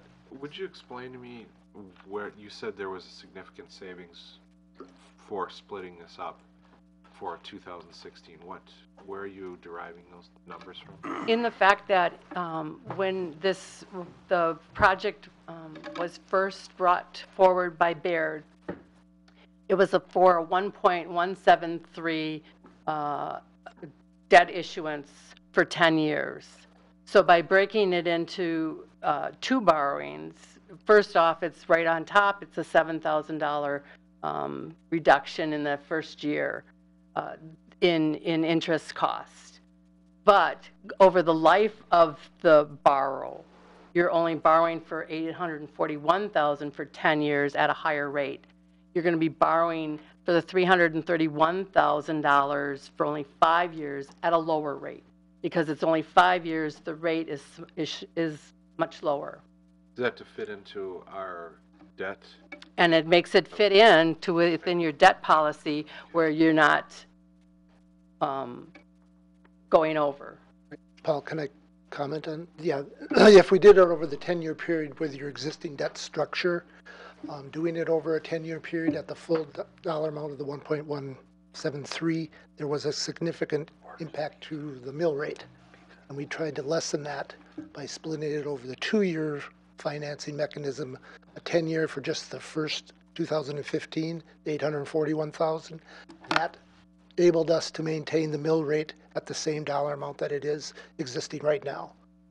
Then by laddering in it over a 5-year period for the 2016 dollar amounts of $330,000 with your existing debt that you're going to see starting to drop off in 2018 and beyond, we were able to maintain not an impact to the tax rate. Is there an issuance cost that we are? Not on the state trust fund, no. There's no no bond issuance costs, no closing costs. Right. And that was the other factor why we went with a recommendation for a state trust fund loan. Thank you. Any early payment penalty?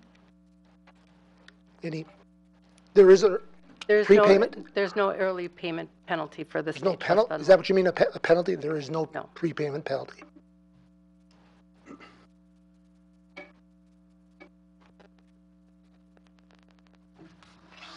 Okay, we've been in discussion mode this whole time here. As Kathy said, if you would like to move forward with this, we would need a motion to approve resolution number 1352, and whoever makes the motion would have to read that resolution into the record. Mayor, I'd like to make a motion that we approve resolution number 1352, and I'll read the resolution.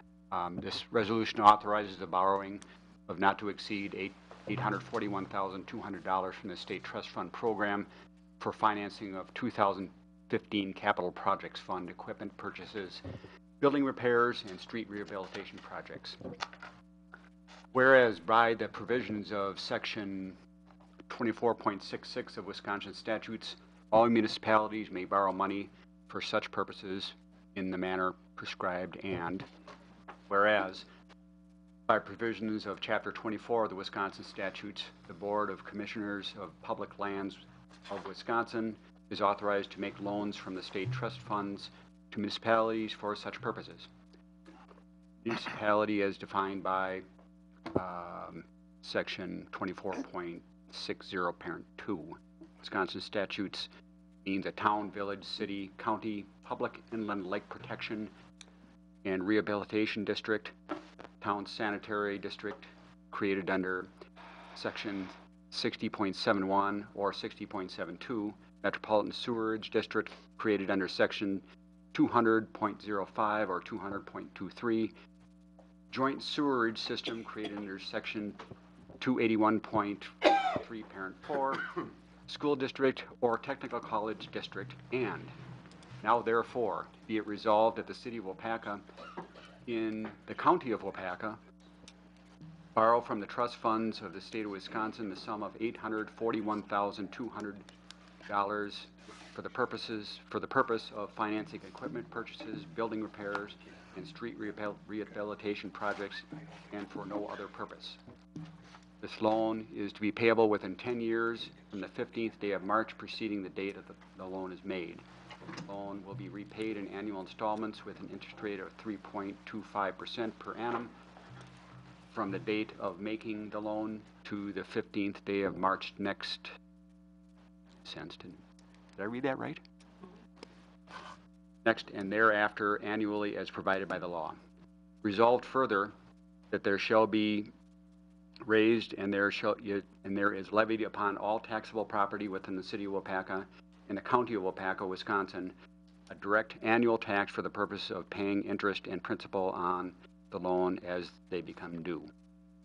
Resolved further that no money obtained by the city of Waupaca by such loan from the state be applied or paid out for any purpose except financing equipment purchases, building repairs, and street rehabilitation projects with the consent of the Board of Commissioners of Public Lands.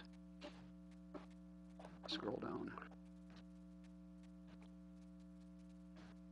Resolve further that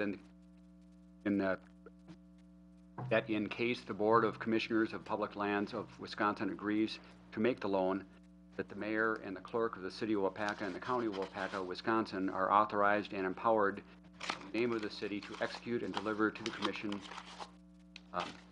certificates of indebtedness in such form as required by the commission for any sum of money that may be loaned to the city pursuant to this resolution. The mayor and the clerk of the city will perform all necessary actions to fully carry out the provisions of Chapter 24 Wisconsin statutes and these resolutions.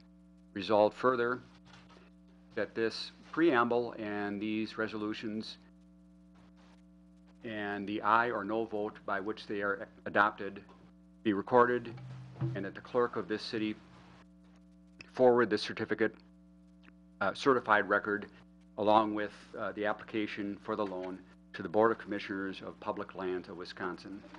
Second. Thank you, Paul. We have a motion and motion by Mayo, second by Olson, that we approve of resolution number 1352. Any further discussion? If not, Sandy will call the roll. Steve Hackett, Aye. Deb Fensky, No. Paul Hagan, Aye. Alan Keeland, Aye. Scott Perchatsky, Aye. Dave Peterson, Aye. Paul Mayo, Aye. Chuck Whitman, Aye. Jillian Peterson, and Eric Olson. Aye. 9 ayes, 1 no, motion carried. Thank you. Thanks, Kathy. Thank you, Brian, for coming. Next, we have license report number 1271. This is a spring election canvass report. Sandy, you want to say anything? Yes, I just wanted to mention that at the April 7th election, we had 611 voters, which was a 20% turnout. And the license report in front of you is from my Municipal Board of Canvassers. It shows your total votes. And we need a motion to approve it. Make a motion, we approve. Second.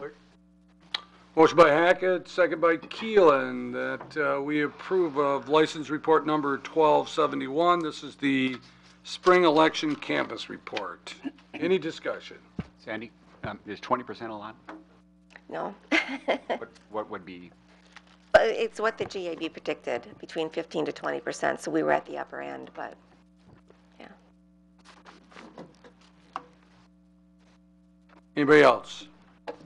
If not, all in favor signify by saying aye. Aye. Against? Motion carried. Next, we have license report number 1272. This is a taxi cab driver's license. We have one individual on there, Jessica Johnson from 922 Royalton Street of Waupaca. Motion to approve. Motion by Hagan, second by Jillian Peterson, that we approve of license report number 1272, a taxi cab driver's license. Any discussion? All in favor signify by saying aye. Aye. Against? Motion carried. Next, we have city water main system looping needs. John Edelbeck, Director of Public Works. We got a map here on page 209, also up here, I think.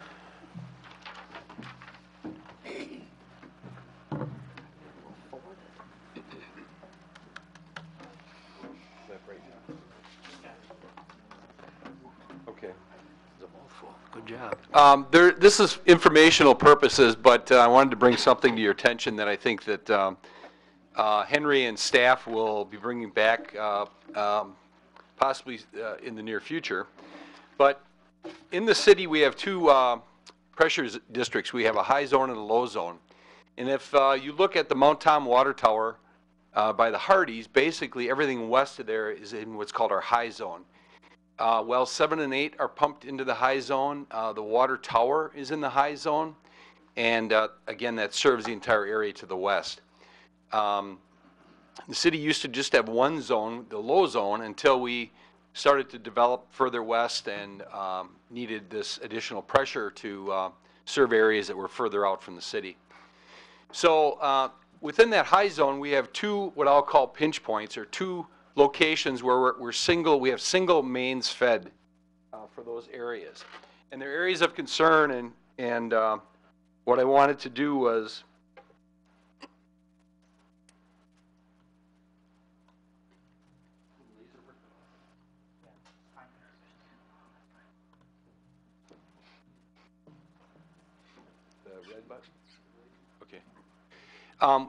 this is Highway 10, the crossing, double Q 54 Grand Seasons, and this is the Burger King right here. As we go under Highway 10, as this system was developed a number of years ago, I don't know, 25, 30 years ago or so, there was a single line that ran underneath Highway 10, bored under Highway 10 at that time. And it might have been constructed in conjunction with the 10 construction, I'm not really sure. But if there is a break to that line, it either has to be fixed under pressure, or the entire system to the west of that would be without water. And when I say without water, I mean without water pressure. We would have to go to a boil order west of there. So what I'm going to be encouraging the council to do is to consider a design engineering project for 2015 that would be funded out of operations in the water department. Funding for design engineering for this main construction, and it's just a sketch on here. And 2016 then, 2016 construction then, so that would have to be budgeted in the 2016 capital. So again, this loops the system, and we would be able to isolate any breaks. We could continue to feed water with this duplication of lines running here. And we have the same condition behind the Kmart area. Again, here's Mount Tom Water Tower, and it's difficult to see on here, but the new main, or the high pressure main, is a 10-inch line that comes down here and continues out, and there is some looping it once you get to this point and further to the west. However, there's a critical point between the water tower and in front of Neville's. Again, that it's a single source, single feed line to our west pressure. And really, it's a function of the layout of our city. If you think about Fulton Street, we don't have parallel streets. We don't have parallel streets either north or south where we would have development and housing and such. And that's probably what created initially this single line. So here what we're proposing, and this main is actually right on the curb line. We're proposing to consider a design engineering for a water main connection. And this 8-inch line, that was run by the development for fire protection. But with an 8-inch extension back up by the water tower, we would again be able to provide 2 feeds, and we wouldn't be at risk of major problems with the high pressure zone. Again, I would encourage this for a 2015 design funded through, and these projects would be brought forth together. 2015 design and a 2016 construction.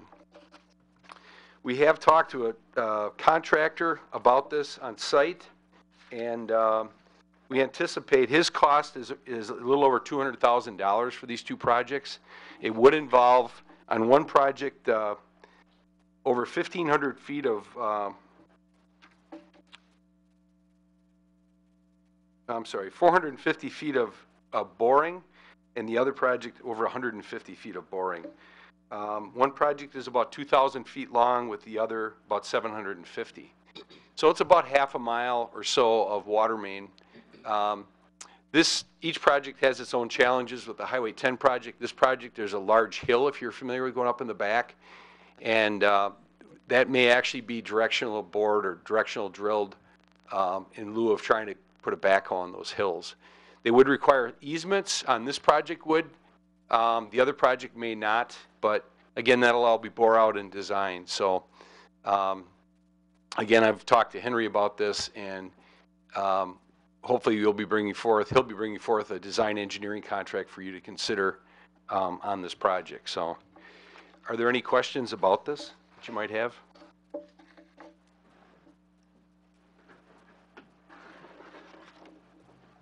Okay, thank you. Thanks, John.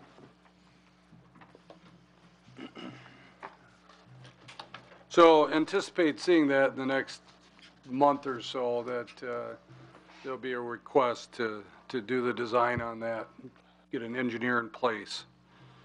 I asked John this morning. I'm not sure if you guys are thinking the same question. I asked John, you know, if that would be something that he would have done in-house if he would have been here, and he had said that he would have still had recommended that we hire somebody to do this. Yeah, the survey work, we don't have any ability to survey. This does require DNR permitting and that, so we don't have the equipment or ability to do that. Okay, thank you. John, do we need any kind of motion on that? No, it's just informational, Mayor. Okay, FYI, okay. Let's move on then to approval of the Phase 3 grant contract for the Bowersox Fishing Pier. Aaron. Thank you, Mayor. I want to start off by just giving an explanation of where this has been and how we got to where we are now. First of all, my memo is on page 211 of the packet. And this actually was a grant that was submitted in 2013 to a fund called the Sport Fish Restoration Grant, or program. It sat since that time, and we have not heard anything until a few weeks back when we had a call with Chris Helber, who is the grant representative for this region. Kind of thought that it died, wasn't necessarily expecting to receive funding for it. It got moved to the Stewardship Fund about a year ago, which means we had to submit different drawings for the dock. Different requirements were placed on it. And we found out a week ago that we received funding for half of the cost of that project, which the cost is $38,438, which is in your memo. Our responsibility would be $19,219. And then I did throw in kind of where we're at for costs on phase 2 as it relates to the donor money on hand. We currently have $95,000 on hand for the donor money.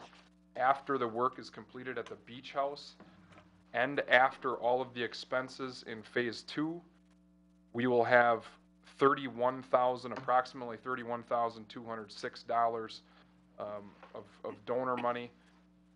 That will be, like I said, after all phase 2 work is done, and then that leaves us that amount for phase 3 or any projects after. Like I said, that would be more than enough to cover the $19,219. That would still leave us with about $11,000 or $12,000.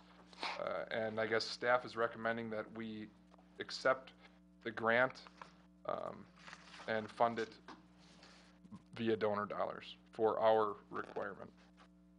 Are there any questions?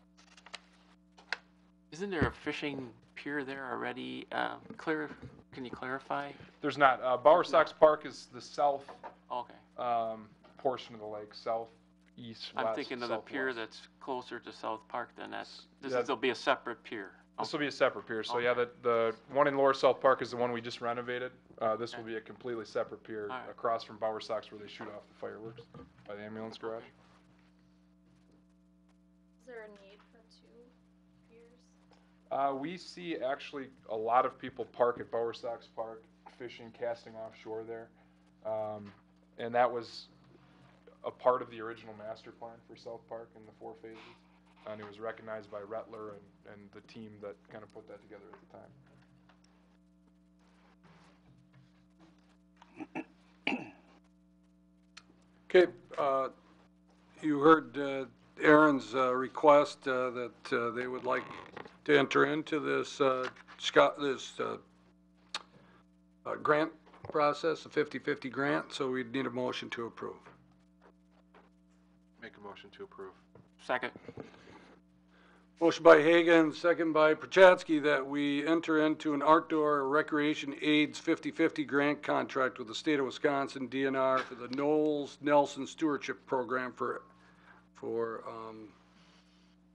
the pier by Bower Six Park at no additional cost to the city.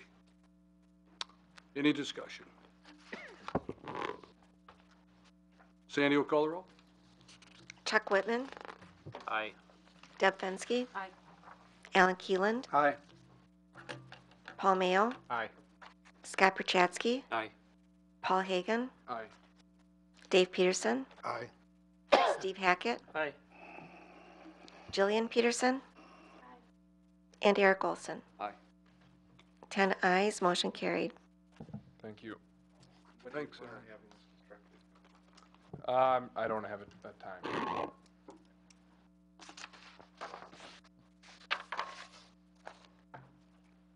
Okay, next we have license report number 1273. This is the operator's license. There are 2 individuals on there.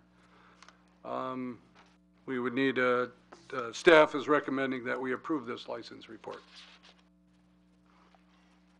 Move to approve license report number 1273. Motion by Keelan, second by Jillian Peterson, that we approve of license report number 1273. This is an operator's license for 2 individuals. Any discussion? If not, all in favor signify by saying aye. Aye. Against, no. Motion carried. All right, we have premise expansion for the Waupaca Truck Stop for the Recyclers Convention, May 7th through the 9th of 2015. It says Steve Klesmith on here, but I know that's not Steve, so, Jim, you, want to step up to the podium, just give your name and, tell us what's going on?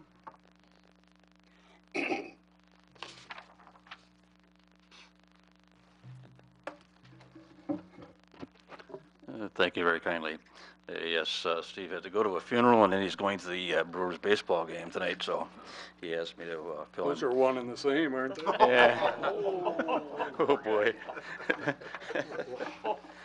Waupaca is going to be hosting the Upper Midwest Auto and Truck Recyclers Convention and Trade Show on May 7th, 8th, and 9th. It's a great opportunity for Waupaca. We belong to that association, and last convention that we were at, Steve was able to get him to try Waupaca, because typically these things are held in either Minneapolis or Green Bay or some larger city. But we have the facilities, and this should help fill some of the hotels for those dates, and all three hotels are being utilized for that. What we're asking here is that during the events, and John Lockwood is here representing for the expo. We're going to be holding it at the expo, and we're going to be also serving beer at certain limited times. There will be a tent on the west side of the building, and there will be a fence that surrounds that tent, and that fence will be, if you know what the west side of the building looks like, there's a door, so they'll have to actually go through the expo to get inside the tent into the area. So it's very secured. There will not be any access from the parking lot or anything of that nature. And that's kind of really what we're requesting. This is a 3-day event. Should be really good for Waupaca. Any questions?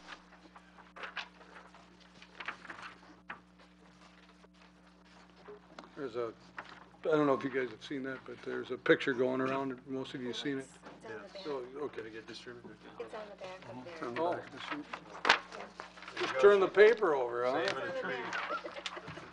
I believe it's in yellow, that area that the tent, I don't know if yours is the same as mine, but that's where it would be at. I don't know, Chief, is this the first time you've seen it tonight, or? First time I've seen the map, but I talked with Steve. I'm just confused. Are you here asking for the extension of which license? You're here for... I'm sorry, what was it, Tim? Which license are you asking for the extension on, WEHA or your license? WEHA. It's on their property. Right. So.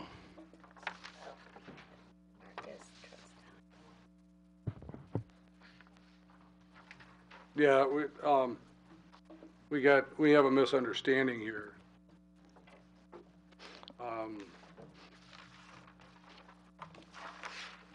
We both WEHA already has a beer license? They do? Do we Yeah, know? but I think the premise is just. Well, just to answer that question for me.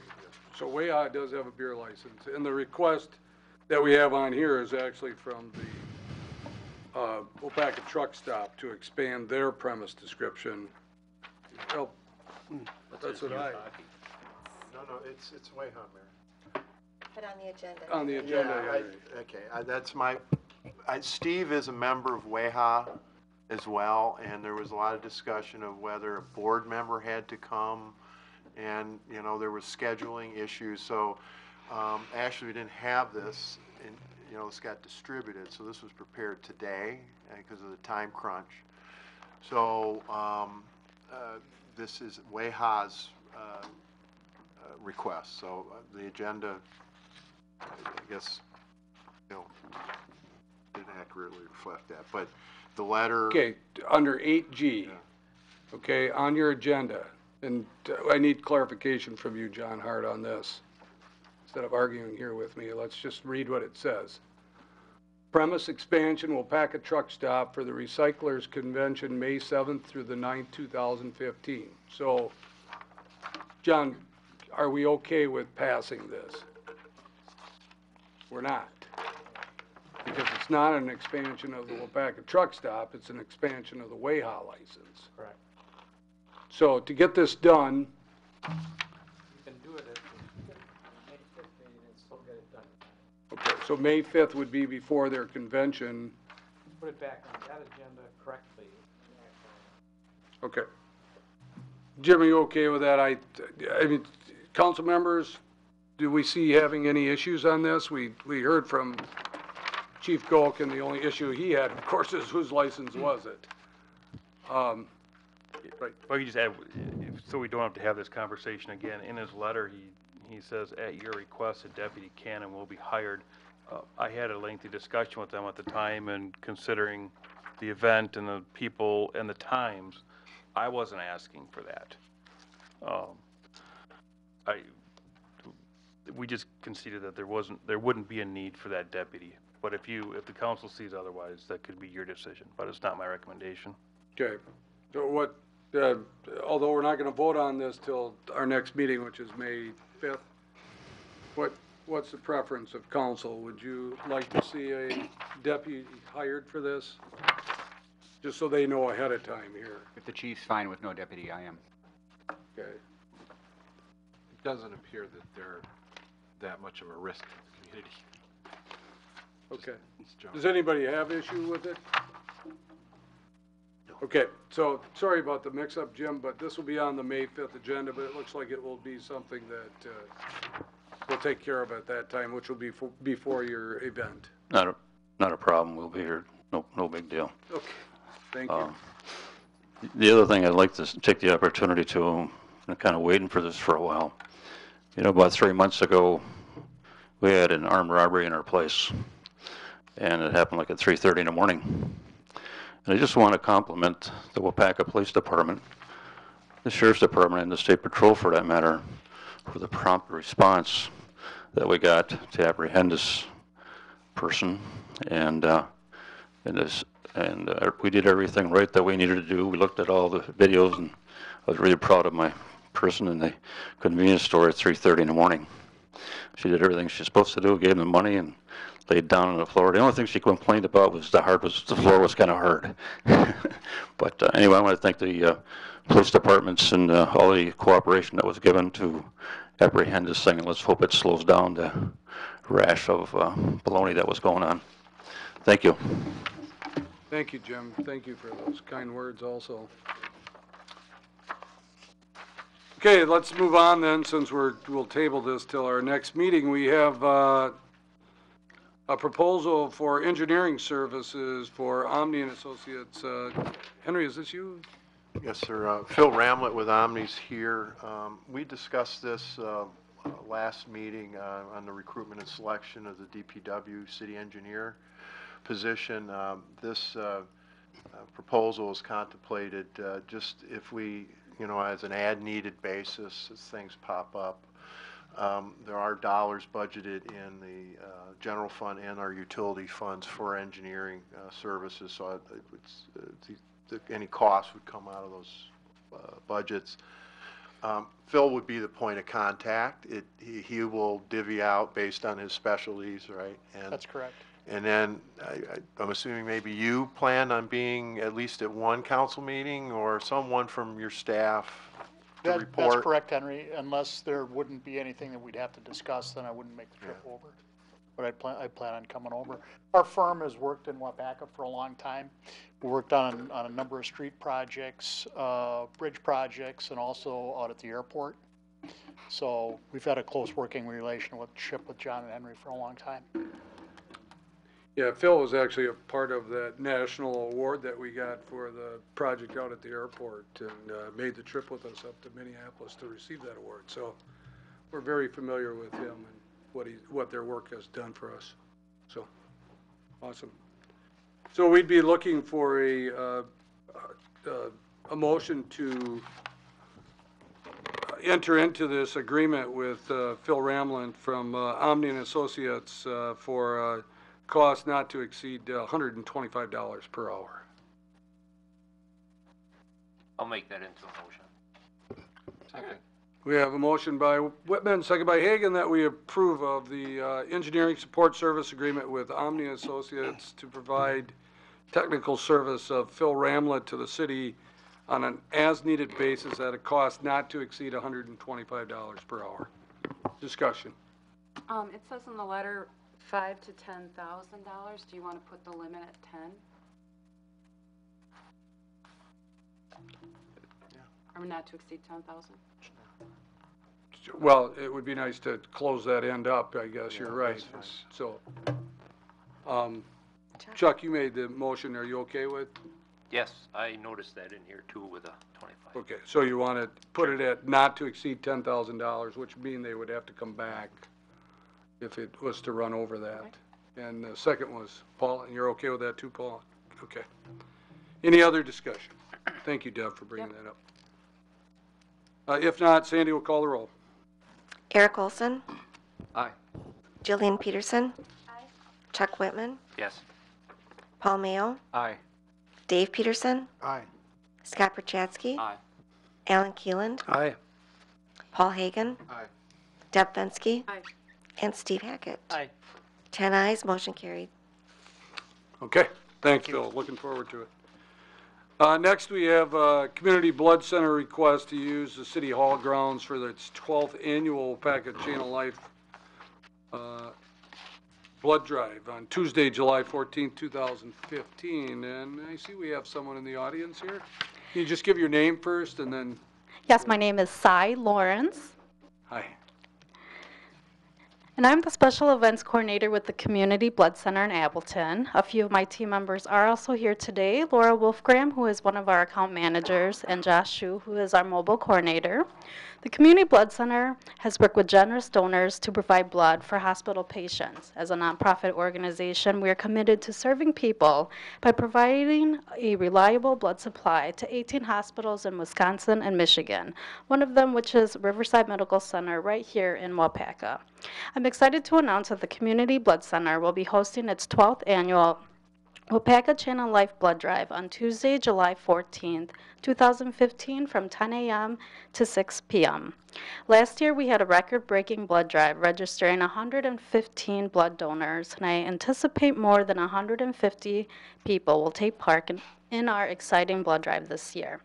The Community Blood Center is requesting for permission to host our Waupaca Chain of Life Blood Drive in front of the City Hall and Public Library again. We are requesting to park 3 of our mobile buses in the parking spaces on Main Street and to include a brat fry on the sidewalk grounds by the gazebo for our donors. We would also like to rent a tent and floors for donors to register and complete the paperwork. In hopes to help announce the blood drive to all Waupaca area residents, a banner on the grounds of the City Hall would be extremely helpful. There would not be any assistance needed to put the stakes in the ground for the banner. We will also contact an equipment rental center to take care of setting up and taking down a tent or any tables and chairs we need to rent. We look forward to another successful Chain of Blood drive and hope for your continued support and consideration. And with that said, I would like to bring Laura and Josh up to the podium and open up the next few minutes for any questions.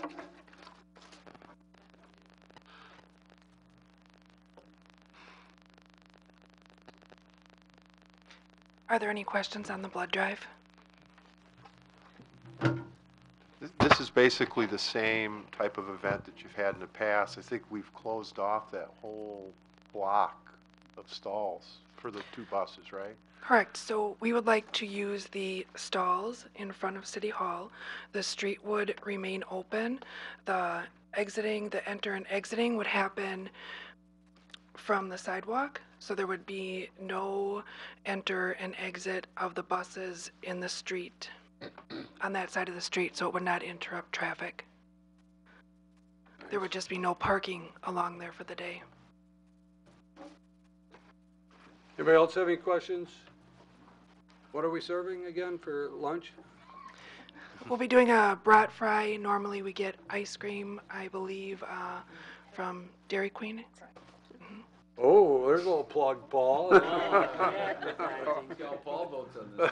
And you have to get blood to get that? Is that the deal?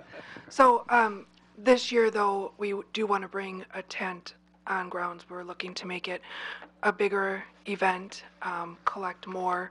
We want to make sure that there's plenty of shade for donors. We don't want them sitting out in the sun and then donating. So that would be part of why the tent would be put in place. Okay, so the tent would be put up and taken down the same day? Correct. Okay. How big a tent do you anticipate? Do you have the dimensions? 20 by 20 or 20 by 30?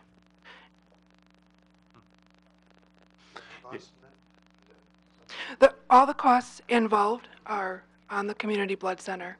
So we cover the costs that are involved with renting the tent, having it put up by the tent company. Yeah, just make sure you could contact our office. Just make sure somebody does a locate, a utility locate. So make sure. Yes, we have it. You got on that our- in your notes? We have it on Good. our list from when Good. we met with you, Henry, to do a Good. utility locate. So from having that done before, normally I think that needs to be done about 7 days prior. I think they're only good for a certain amount of days, correct? Right. Is that too early, 7, or? That's fine. No, it's 7 only days? good for 7 days. Yep. Good for, okay. I think- So we'll have it marked out 7 days prior, but we'll call in advance to that to make sure that, we're not calling last minute to have it done. Anybody else have any questions? Again, we'd be looking for a motion then to approve this blood drive. I'd make that motion. Second. Motion by Hagan, second by Keelan, that we approve of the Community Blood Center to use the City Hall grounds on Tuesday, July 14th, 2015. Any discussion? All in favor signify by saying aye. Aye. Against? Motion carried. Thank you. Good luck. Thank you. Now let's move on to unfinished business. This is ordinance number 0215. This is an ordinance to repeal and recreate chapter 10.05, 1010 of the public nuisance and trees, shrubs, and other vegetation. This is actually our second reading, John? Yeah, that's correct. It's on page 242 of your packet. Excuse me. We didn't have many questions last time. I can go through any questions you might have at this time.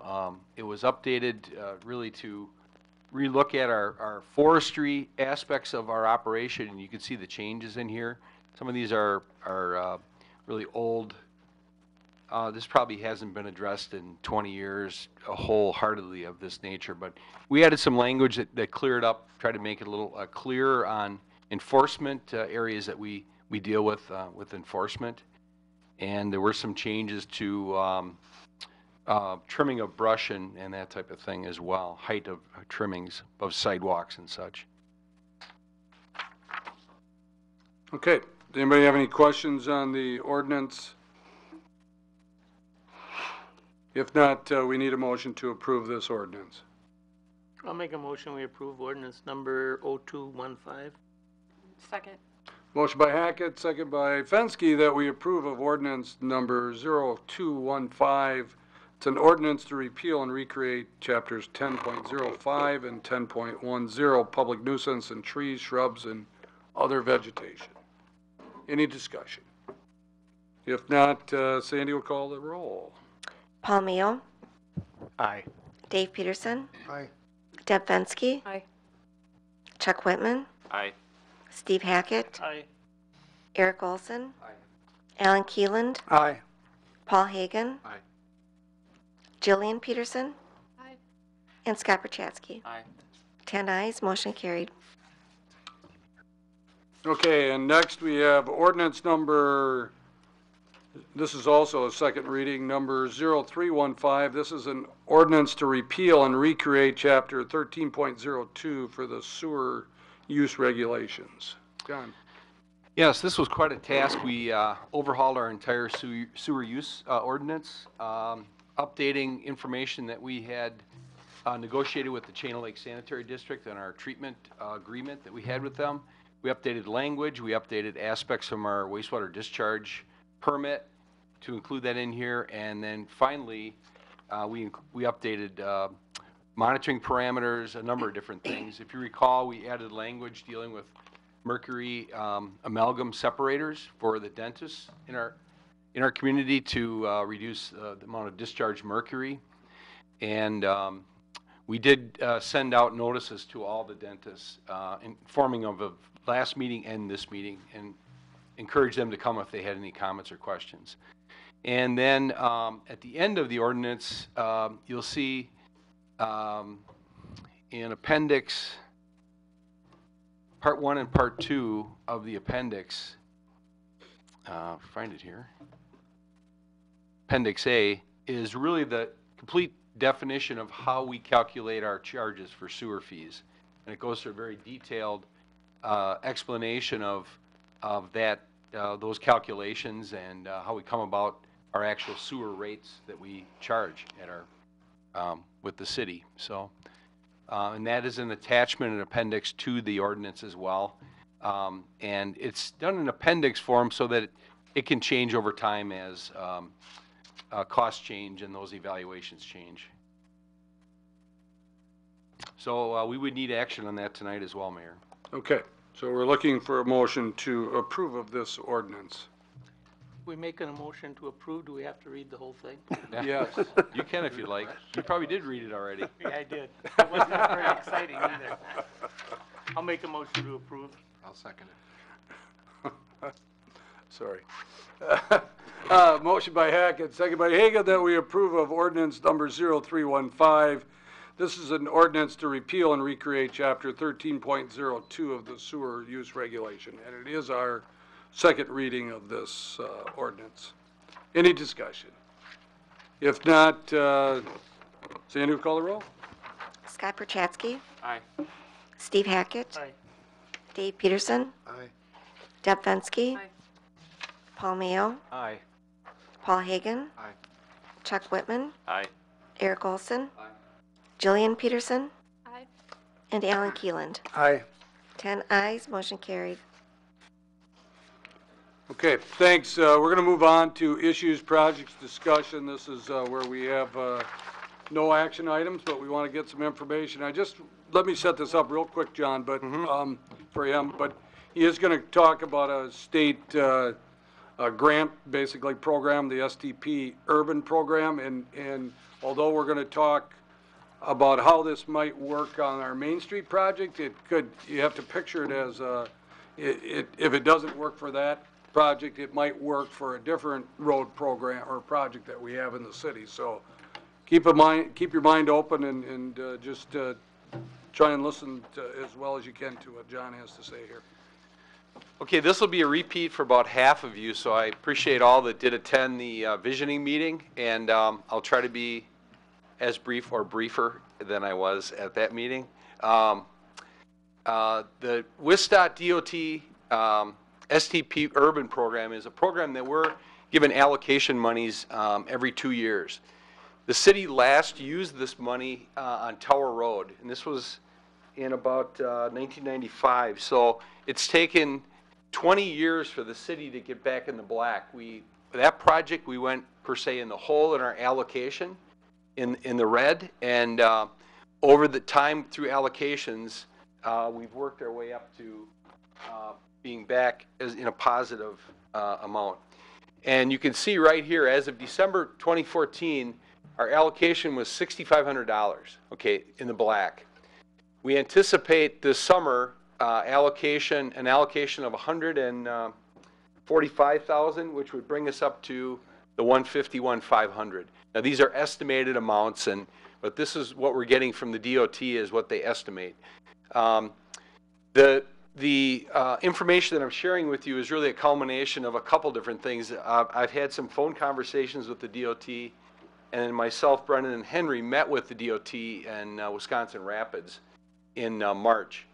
And we've pulled this information together. So this is a funding source for what's called the Waupaca urban area. And the Waupaca urban area is an area that if you eliminate city boundaries, if you eliminate township lines, and you think of what our urbanized area is, and we have a map of this that's a regulated map. It's the area from like King Road out past Double Q and further east and north. So it's a kind of an urban area, but it's not bound by city or township lines. And The county and the townships also get allocations. And you can see the county's allocation as of last December was 198,000. They anticipate about 200,000 in this summer allocation to bring their dollar amount up to about $400,000. And it can only be used on what we typically determine like collector roads in the city, arterial or collector roads. And there's on the map, the official map, it identifies all of those roads. So School Street and Main Street and Hillcrest and Fulton and Lake and Granite and Churchill, Ware, again, what you would think would be our main roads. However, using those monies, you have to follow federal regulations because that's federal money that's passed down to the state and the state is distributing it. So with these monies come strings and following federal standards. So just kind of jumping ahead here, and then I'll describe the program a little more. But let's say there's a scenario A, and if we were to use our 151,000 in allocation, and we were to go in the hole in our allocation, about 648,000, it is an 80-20 match program, so we would have to come up with 20% would be 200,000. That could fund $1 million project. So if there was a $1 million construction project, this is a feasible scenario that we use our allocation, we go in the hole in our allocation, and we have to fund 200,000. So with this program, for $200,000, we're leveraging $1 million construction, so a 5-to-1 leverage. Again, we are using allocation money in that, but that's a real positive thing when we're talking about multi-million-dollar Main Street project. Scenario B, again, is another possibility. We use our allocation, we go in the hole, over $1 million. We use 300,000 in city money, and that could fund a $1.5 million project. We would, with the application of an STP urban program project, the DOT would give us some indications on, there's points that you receive on how much you're putting in, what your allocation is, the size of your project, those types of things. And we obviously would have probably a better chance of getting funded in this project versus this project. But those are scenarios that are real possibilities for us.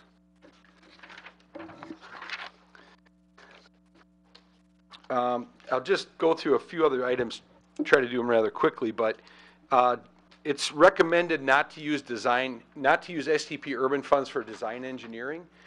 There's a number of reasons for that. It really drags out the process. It makes it very difficult in the selection process. I think we're better off to apply for this grant money for construction only. Allows you to move ahead on your own time schedule, to select your own consulting firm without the state being involved in that.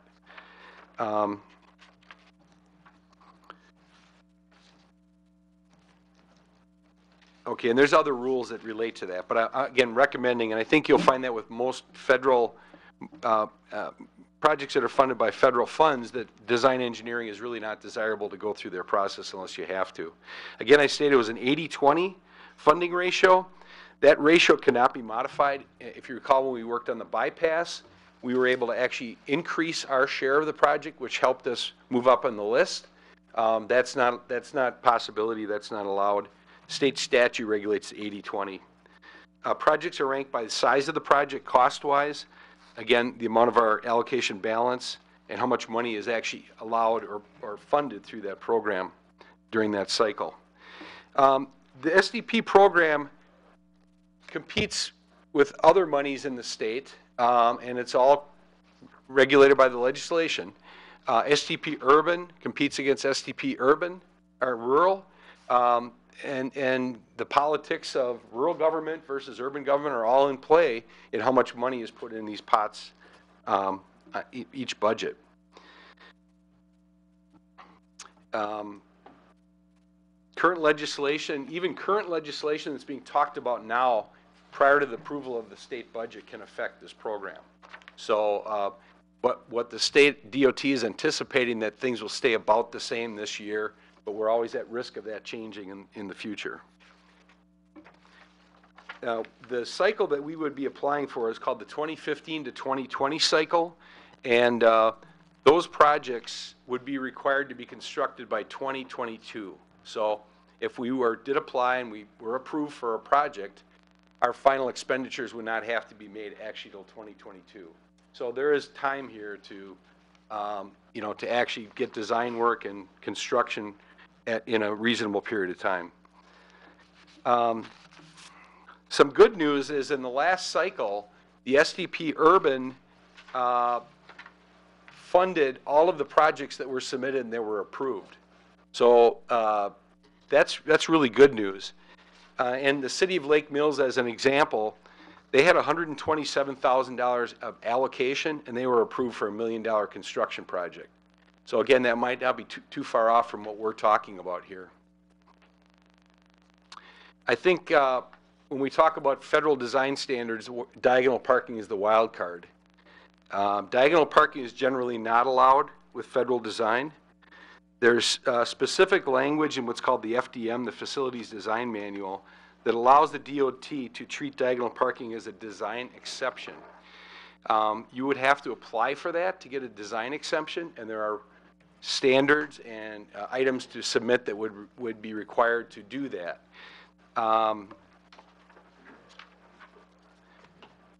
Current crash rates, review of crash records or crash reports, pavement width, posted speed, traffic volumes, and the effect on the economic stability of the area are all elements that would need to be submitted. It is possible, again, to receive a design exception, but chances don't seem to be real good. In talking to the DOT, going in with that request, I don't know if you're going to have a very good chance of obtaining that. In addition, the Main Street to Badger section, Main Street, I'm sorry, from Badger to Fulton, the two southerly blocks, we were told are on what's called the National Highway System. It's an old designation of the old Highway 10, I presume, at the time. And that might be another hurdle that we have to either get off of that National Highway System, or it's going to cause some additional impediments regarding diagonal parking. The Trans 75 is another regulation called Complete Street Design. And these design standards require you to address bike lanes and bicycle access for safety. That also may be a major impediment in approving diagonal parking with safety in bicycles or bike lanes.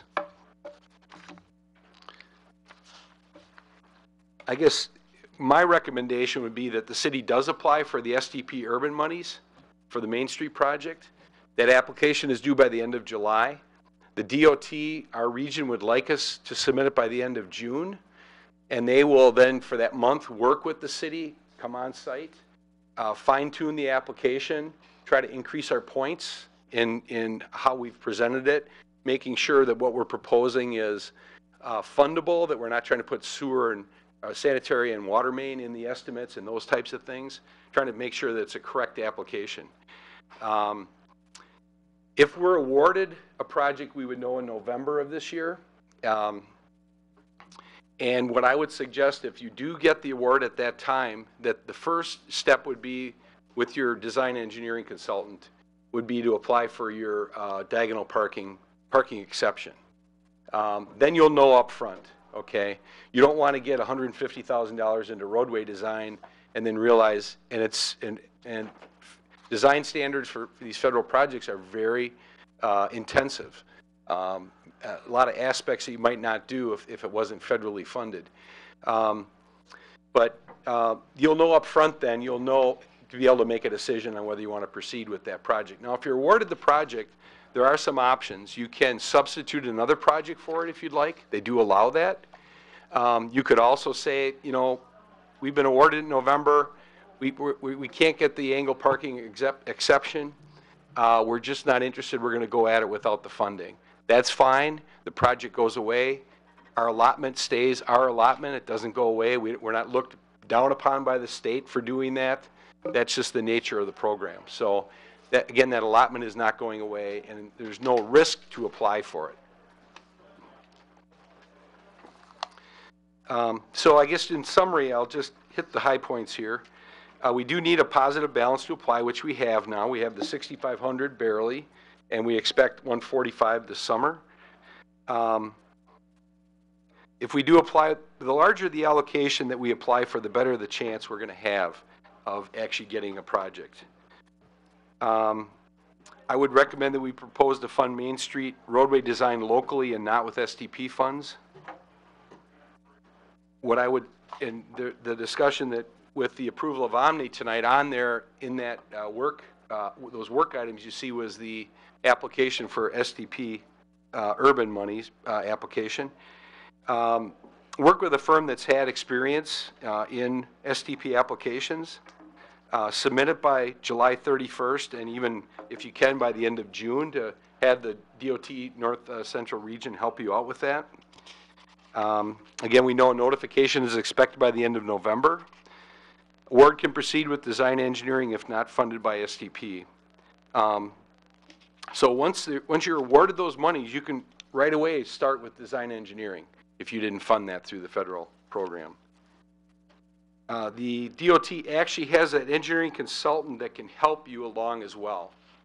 They hire a consultant to work with municipalities on these projects as well from administrative end. Once begun, I suggest you initially submit for design exception for diagonal parking.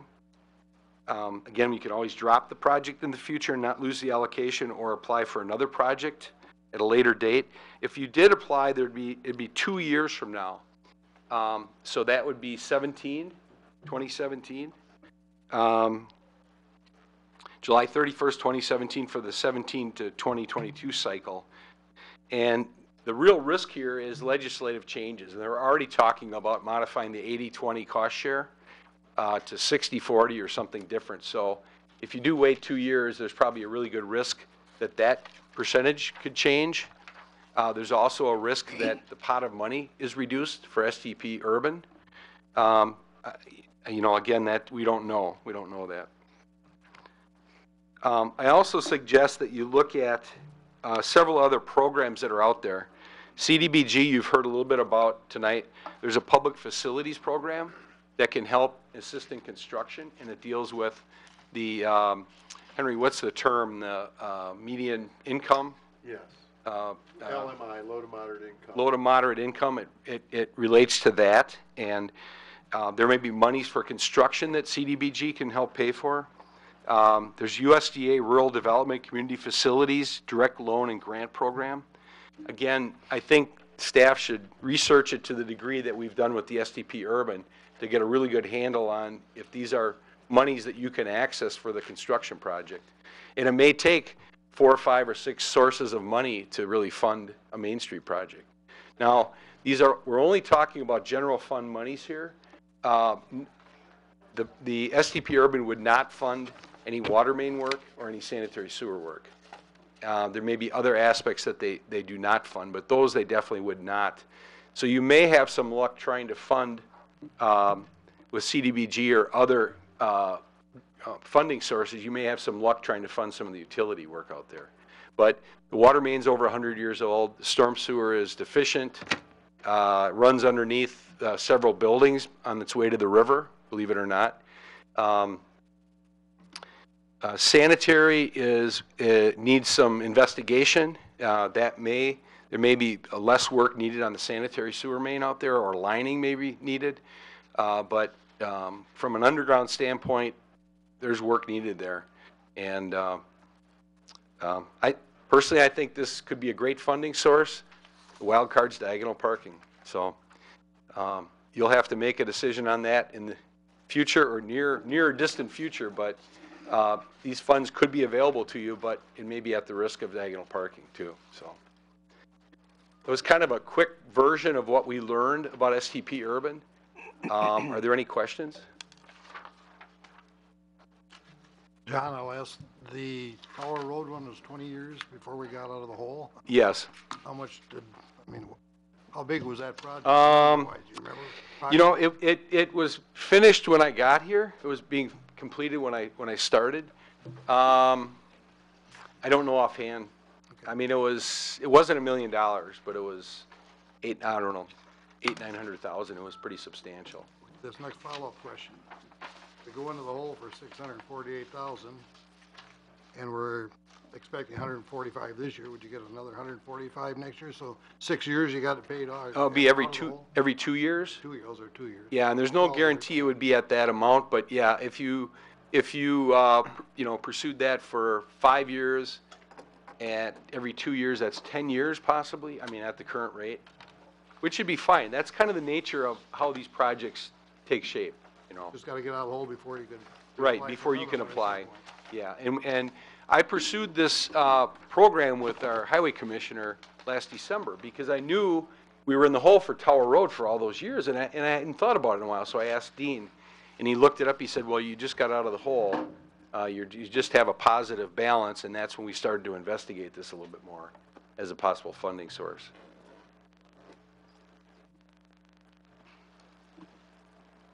Anybody else have any questions of John? Thank you, John. Very good job.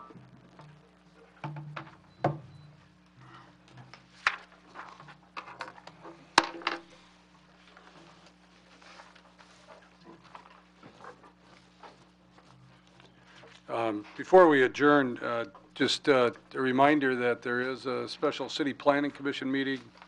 For those of you that are on the planning commission, also council members, you are obviously welcome to come. Next Wednesday, April 29th, at 5:15 is a special city planning commission meeting. Anybody else have anything for the good of the meeting? Move to adjourn? Motion by Keelan. Second. Second by Hagan, that we adjourn till our next regular scheduled meeting, which is Tuesday, May 5th, 2015, subject to call. All in favor signify by saying aye. Aye. Against? Motion carried.